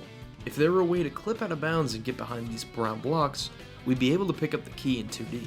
Sure enough, I found a method to clip out of bounds in the quicksand with the use of Malleo's old corner clipping method. After this maneuver was shared with the rest of the VC, Flash began tasking the trick to see if there was a way to maneuver out of bounds and collect the key. After clipping out of bounds, Flash hopped in quicksand over to the left edge of the screen and was able to jump on the ground floor above while still being inside the left wall. After flipping back into 2D, the game triggered Mario to be in a mid-air state since we're technically behind all the platforms in 3D. With this, we could pass through all blocks, but couldn't make it up to the key in one jump. Lucky for us, the game allows us to stand on the yellow question mark blocks for some reason, so by landing on one of these blocks and jumping again, we can collect the key that's still loaded in behind the brown blocks. This trick saved 15 seconds over the intended route, and the method was improved months later when it was found that you could jump to the key in 3D, meaning the trick now saves around 20 seconds. This find would prove tricky to use in runs at first, but Zach was the first up for the challenge. Just 3 days after Yoshi's record, Zach became the first person to do key early in his runs, and got a 4:07.34, a time just 25 seconds behind Yoshi's record. Flash would also return to any percent runs on October 15th and achieved his first ever sub 410 with a 4:09.36. Many runners were looking forward to continuing their efforts in improving the record. However, as multiple SPM runners went back to grinding attempts, Mohawk hopped out of the woodworks to drop this bombshell on the entire SPM Discord.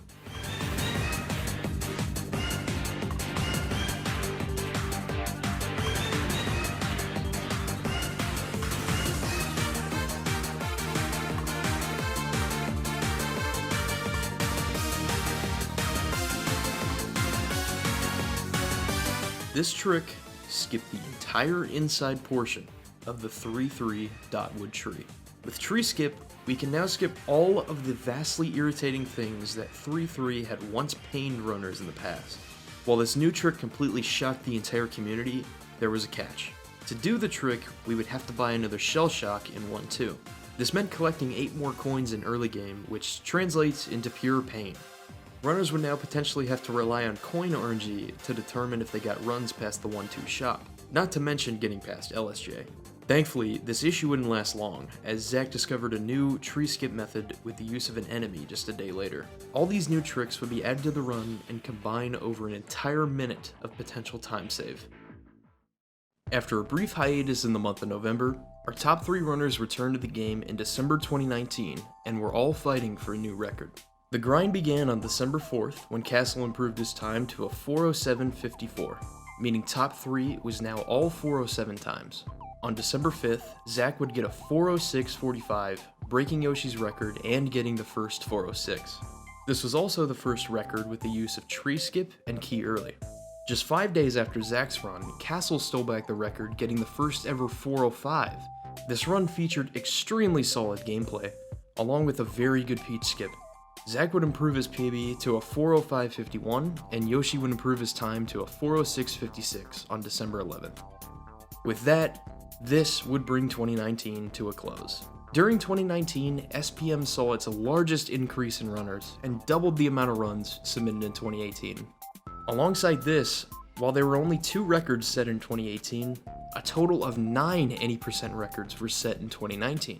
This was easily the most active year in SPM's history up to this point, and things were looking to heat up even further as we head into 2020. At the start of January, Zach remained as the only active top runner to continue pushing towards a new record. Zach would further improve his time to a 4:05.33 on January 3rd, leaving him just 20 seconds behind Castle's record. On February 2nd, Zach broke Castle's record with a 4:04.32. The run had gotten incredibly optimized at this point, and it was becoming more and more difficult to improve the time without help from new discoveries. Zach's new record also brought Yoshi back to do more runs, who would PB twice in February and bring his personal best to a 4:05.33. This would be the last SPM run from Yoshi for a long time, leaving the record competition between Zach and Castle for now. With Castle on hiatus from the game, Zach continued to do runs throughout February. Finally, on February 22nd, Zach would achieve the peak time that the game had to offer.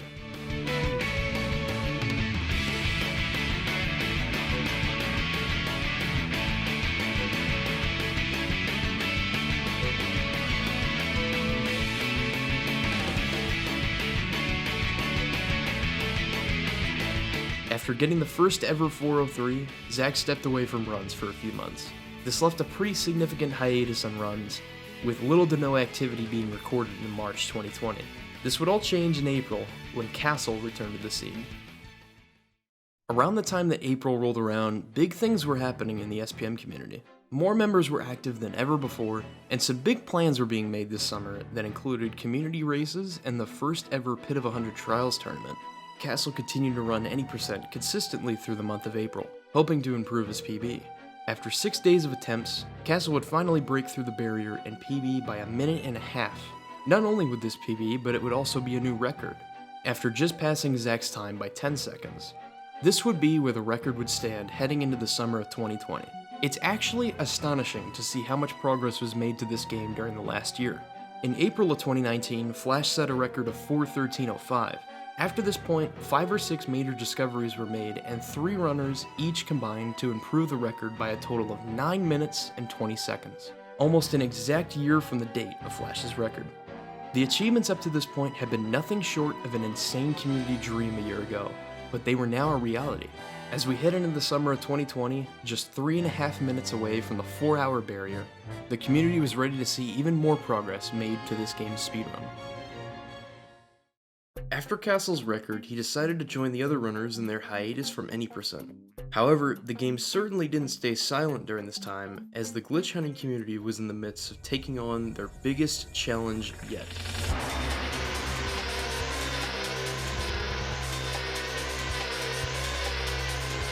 Scanner skip is easily the most infamous trick in this game's history.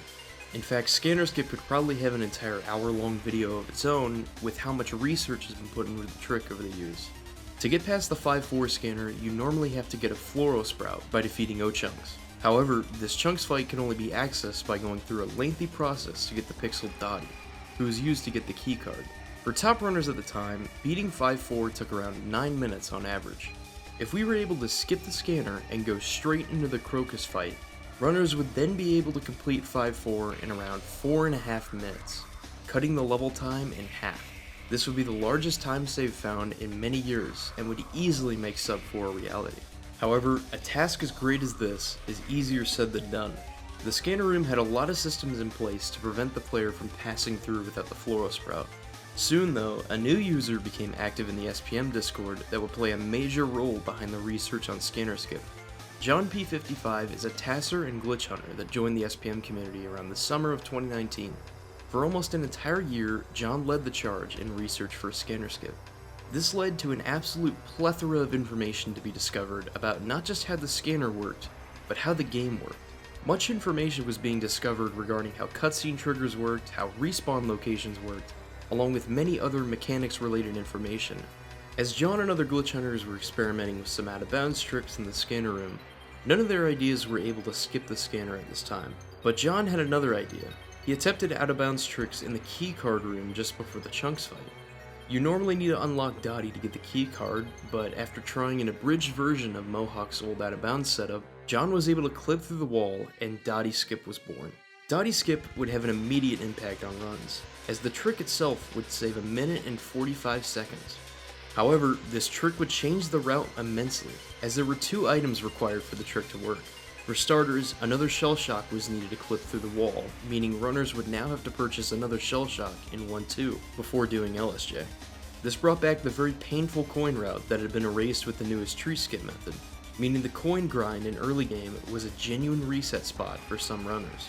Along with this, the trick also required the use of a gold bar. This also messed with the coin route, since the old route consisted of selling the gold bar in pre-chapter 5. Runners still began to use dotty skipped runs since it still saved time overall, but runners were struggling to adjust to the new route, as the extra shell shock was really throwing a huge wrench in everyone's runs. This pattern stayed the same for around 3 weeks until Flash accidentally did this on his stream.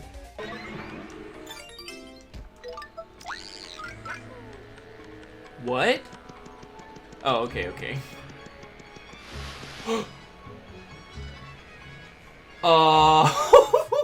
Somehow, Flash was able to get into the tiny gap in the wall after switching to Mario. The community toyed around with this trick for a few days, until Roblox was able to find a somewhat consistent setup by pressing left for 1 frame with the use of a menu buffer. I say somewhat consistent because some runners would still get this second or third try, but it still saved time and stress over the old route, and proved to be the most consistent version of dotty skip for a very long time. With players going back to runs with the new dotty skip, John and the rest of the glitch hunting group decided to continue trying their luck with Skinner skip over the next month.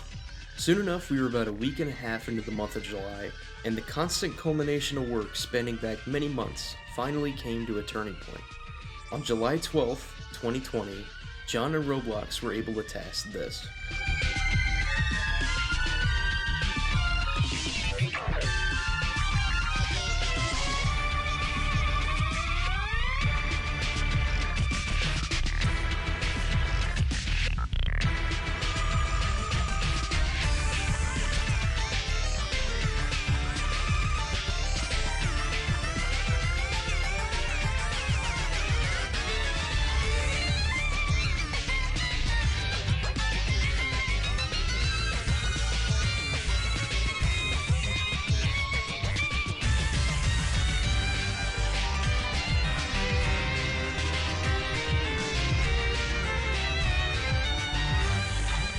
After almost a full year of work and research put into this trick, it was finally proven possible.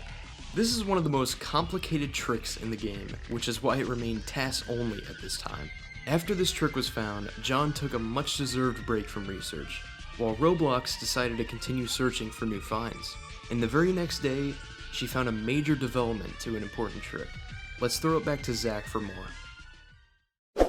Many attempts at performing Green Bridge Skip in RTA were attempted. Mohawk himself, who discovered the task version of the trick, tried to make it RTA viable, but wasn't able to. On July 13th, there were discussions arising about how it could be possible with a good setup, and later that day, something big happened. Roblox, a fairly new glitch hunter, manually tested many combinations of frame-perfect movements and found a fairly doable method. The default respawn coordinates the game uses are in the rim's origin on the nearest valid ground. Abusing this property by saving a file out of bounds and loading it easily lets us get to the area to perform GBS.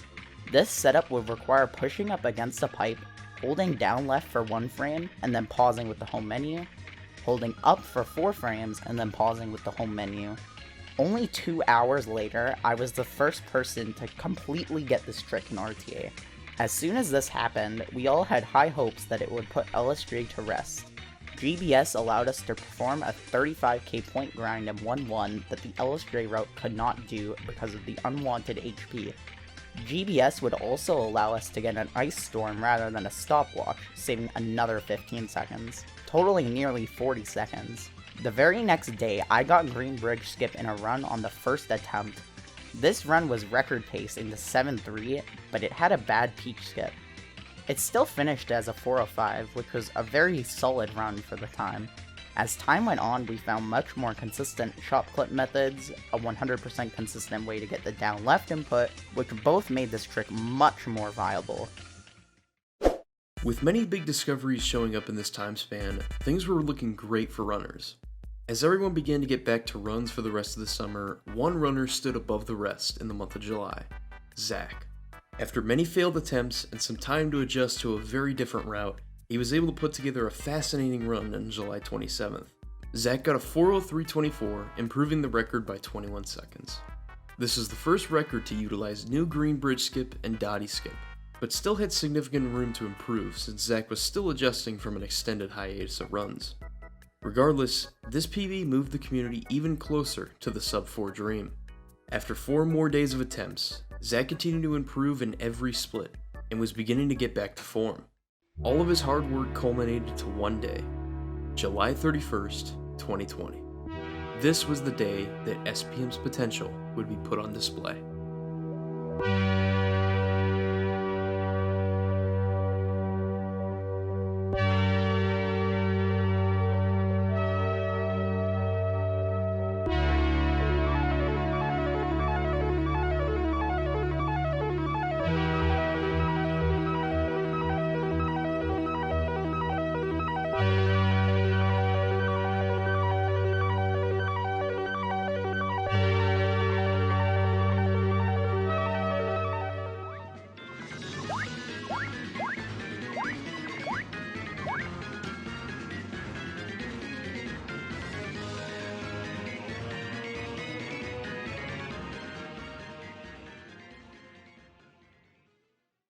Zach softlocked.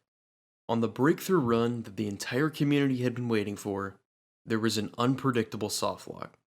Nobody had ever seen this softlock before, but of course it happened at one of the worst times imaginable. This run was near perfect, and it had potential to be a very low 4-hour flat. This would have been the greatest achievement up to this point, but unfortunately it just wasn't meant to be. This lost run stung the entire community for the next few months, and many wondered what could have been and this run didn't softlock. With that being said, all the community could do was move on, which they did. Following this run, an SPM runner named PTL was testing routing ideas involving the HP Plus in Flipside Outskirts. There was a way to obtain the HP Plus early by clipping out of bounds through a wall. After some help from Zach, both runners were able to determine that it saved around 8 seconds to sell the HP Plus in any percent, as it cut out collecting an ample amount of items in certain levels and let runners keep the gold bar for dotty skip. With the new routing change, Zach and Castle continued to get good paces in August. On August 16th, Castle was able to break the record and achieve a 4:02.11, which improved the old record by over a minute. However, Zach would also stream runs in the same day in hopes of redeeming himself after his lost softlock run. Later on that very same day, Zach got a 4:01.40. beating Castle's run from earlier in the day by 30 seconds. After both of these records, the official push for sub 4 was put on hold. The top runners felt it was going to be an incredibly difficult task to get the sub 4, and would take some incredible grinding, so both runners decided to take a break until the time was right. As we leave this chapter in the middle of August 2020, the record had been improved a total of 8 minutes and 31 seconds in just the last 7 months. The community was now closer than ever to a sub 4, just a minute and 41 seconds away. And while many in the community were very happy with the record progression, it was hard to deny the sour taste left in everyone's mouth after the lost 4-hour flat run. Regardless, the community went quiet for a while, leaving some to wonder if new potential competitors would join the scene.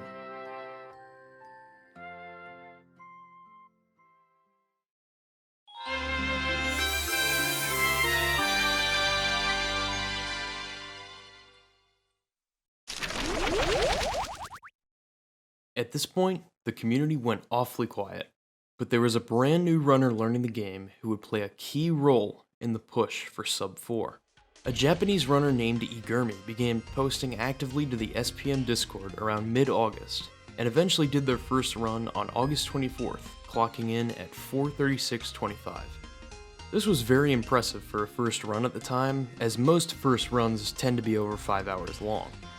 Igurumi was different, however, as it seemed he had practiced a large amount of the difficult strats before doing a full run.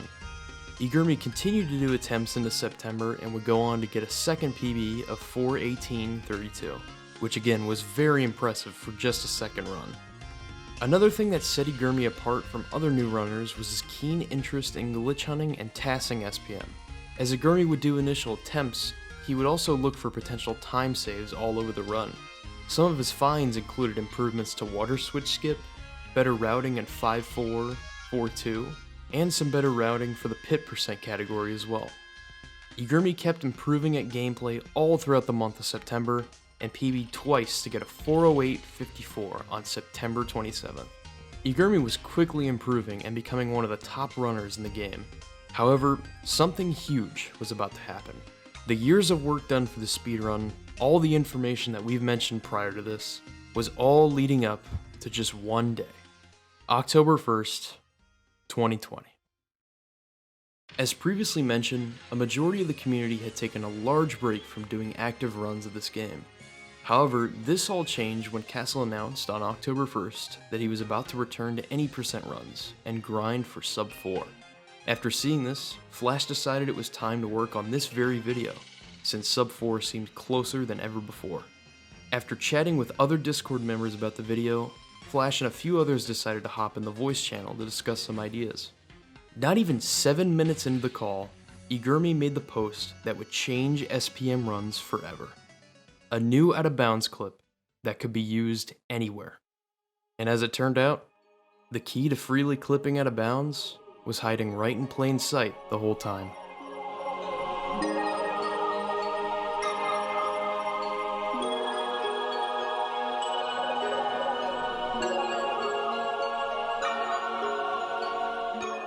We can now clip out of bounds at any wall with any character, all with the use of Slim and 1 gold bar. The trick was done by throwing the gold bar at the wall, using Slim, then pressing 1 and 2 simultaneously after picking up the gold bar to open the quick menu. After switching to any pixel, you could simply hold the D-pad direction towards the wall and you're successfully out of bounds. At this point, everyone in the call was going crazy. The runners began theorizing ways that this trick could be implemented into the run, and Zach was the first to question whether the trick could be done in 3D as well. After some testing, it only took Zach 10 minutes to not only perform the trick on console, but confirm that it also works in 3D. With this new out-of-bounds method fully realized by the community, what occurred next was an hour and a half of absolute mayhem.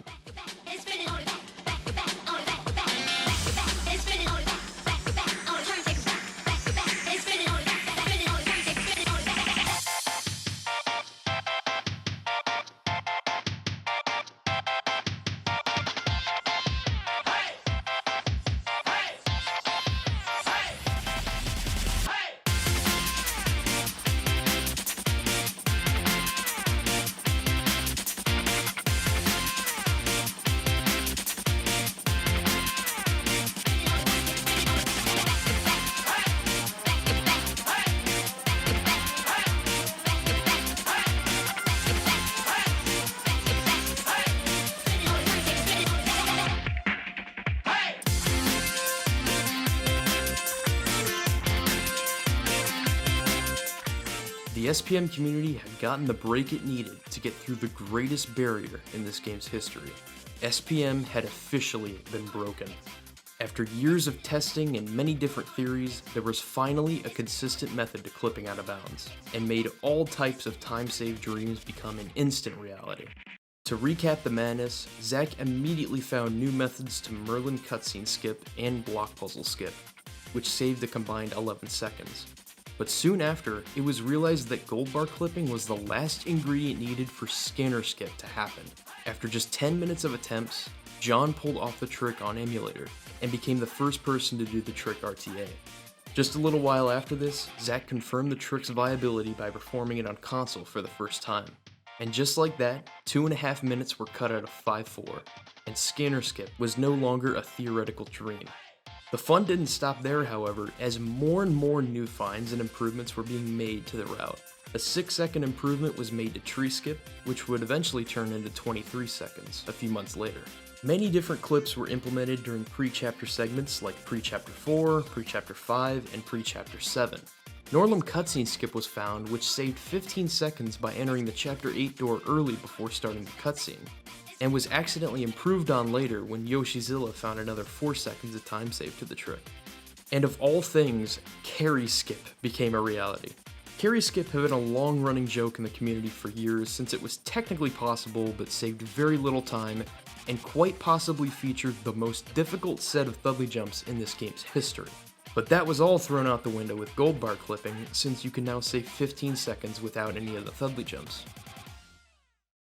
All in all, a total of 3 minutes and 45 seconds of time save was found off of gold bar clipping in the span of 2 months. But right after that night, many runners were excited to get back to improving their times, and the race for sub 4 was officially back in the spotlight. At 1 p.m., Zach started up his stream and did a practice run after implementing all the brand new tricks.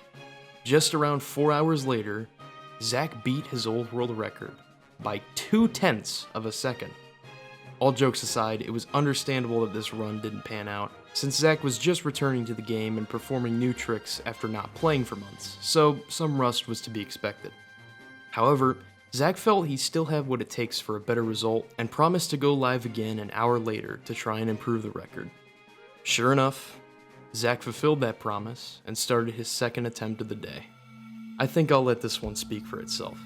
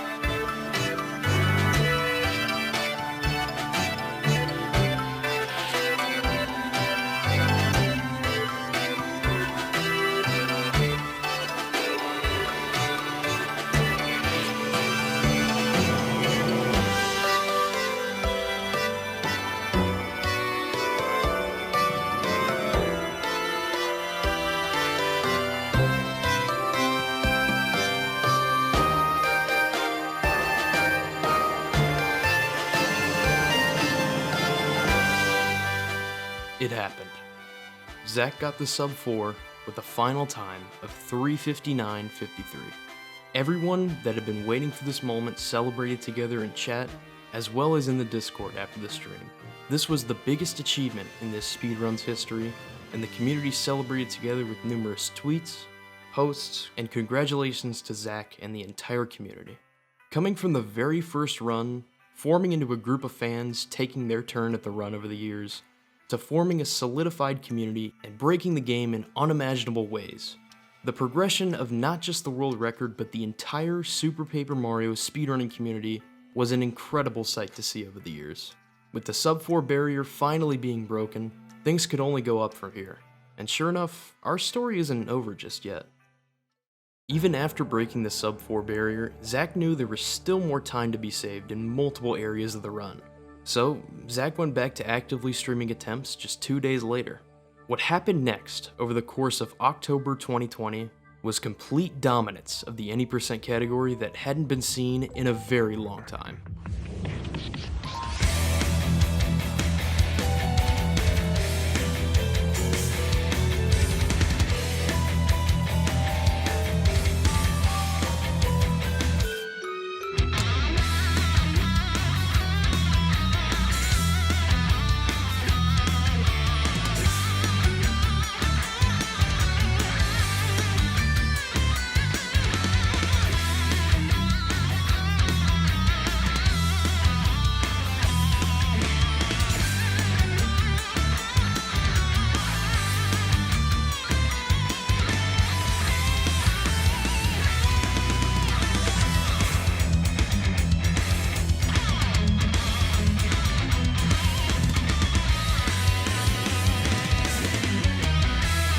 In the month of October alone, Zach improved the record a total of 8 times.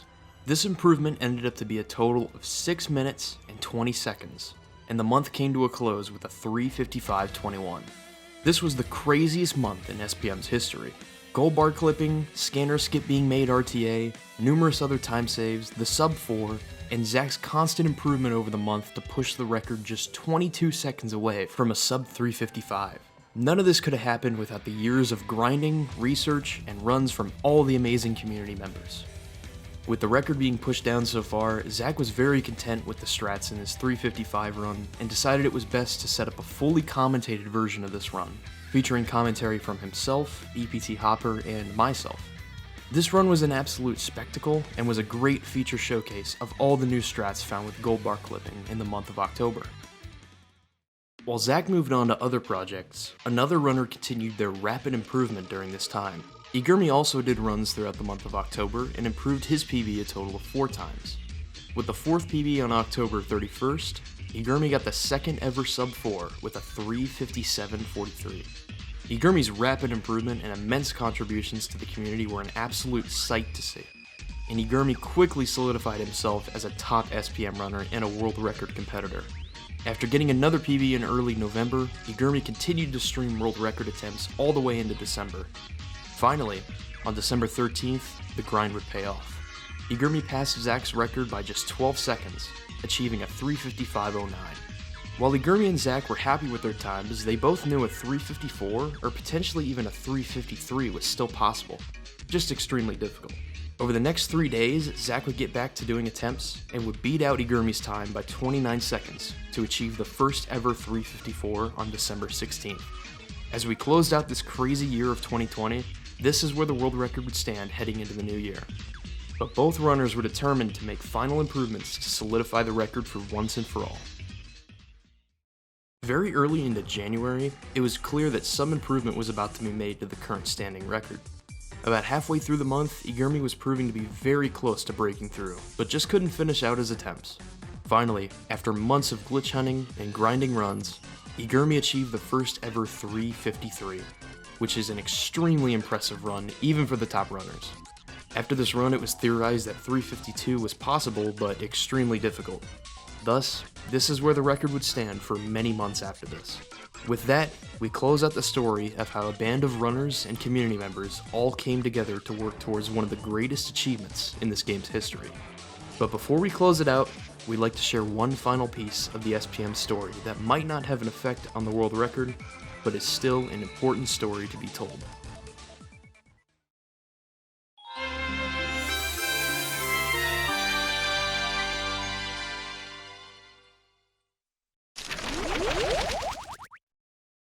Wait. Whatever happened to Castle? Like mentioned before, Castle was the first person to start pushing for sub 4, but shortly after the game was broken open, the first sub 4 hour run was claimed by Zach. While Castle was happy for Zach and the community, this was really frustrating to Castle. In a way, he almost felt cheated. He believed that sub 4 hours shouldn't be something that was found, but more something that was earned. All of the runners had started moving on to Green Bridge Skip using the out of bounds movement, while Castle was determined to stick to his roots and keep doing the legacy route with Livestream Jump. More and more time save was found with the new Green Bridge Skip route, but this wouldn't deter Castle. He wanted more than just sub 4 hour speedrun. He wanted a good sub 4 hour speedrun with Livestream Jump. While Green Bridge Skip allowed more attempts, Livestream Jump was an exact time save. You either got it or you didn't. The next few months would be some of the hardest months to watch for SPM speedrunning. Castle would constantly try for runs and get so close, but something would always happen. Similar to Flash's experience, it would take a miracle just to get that one run. Many times, people begged Castle, just don't do Livestream Jump. It takes too many attempts, and you can get sub 4 without it. Something that wasn't mentioned earlier was the first 2 sub 4 speedruns didn't even have Green Bridge Skip. There was so much time saved with all of the new discoveries that it wasn't even necessary. But Castle absolutely refused. He knew he was capable, however it just didn't sit right with him. Castle would get very frustrated after a while with people constantly telling him to stop doing Livestream Jump and not being able to get runs in. Finally, on January 19th, 2021, this would happen. Yes, dude, let's go. We gotta run. You heard it. Castle got a run. Little did he know, this was the run that he had been waiting for.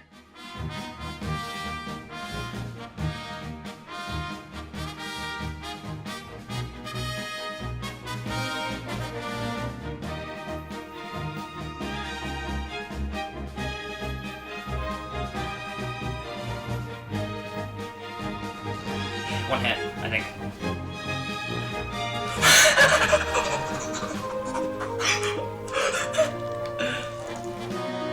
The grind has been hard. Igor got it way faster. He's a really good player. Zach got it before I did. Oh, this is okay.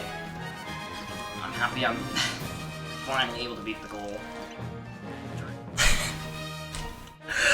Oh, dude. We did it. This was a touching moment for the community. Castle finally got sub 4, and he did it his way. It was a hard period for him, and it just felt right seeing him get the run that he put so much effort into. With that, we're brought back to this present day. This of course begs the question, where are we now? After this brief hiatus of runs, a load of new strats were discovered during the making of this video. These include a faster Crocus strat, a pretty consistent Stone Tablet early find, and an RTA viable blue pedestal skip, just to name a few.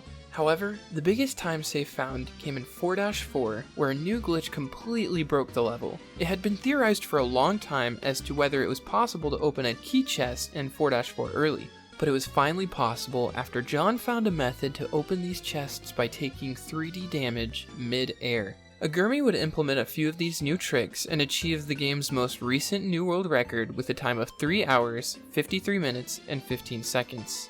With the new strats found, it's very well possible that a sub 350 could be on the horizon. But for now, this is where our world record progression comes to a close. From Mr. Guy's 513 run in 2007, all the way to Agurmi's 353.15 in 2021. This game has come an extremely long way over the years, and we're so glad that you all joined JCR and I on this amazing journey. We are so excited to see where the community goes over the next few years, and we are so happy to share this experience with so many amazing people. We also have a bunch of great things on the horizon. John is currently putting together an SPM Any % task, which will be released sometime in the future. This would be the first task in over 4 years for the game, and a number of new strats have been added since then, so the final product should be very fast and very exciting to watch. There are also a number of old and new runners who are currently making their mark on the game and rapidly improving, which among include Agurmi, Zach, Castle, Stevie, Ben, Zyle, Teddy, and PTL. There are also some older runners who are looking to make a return as well, such as Squiddy, myself, and JCR, so stay tuned for more runs and SPM content coming very soon.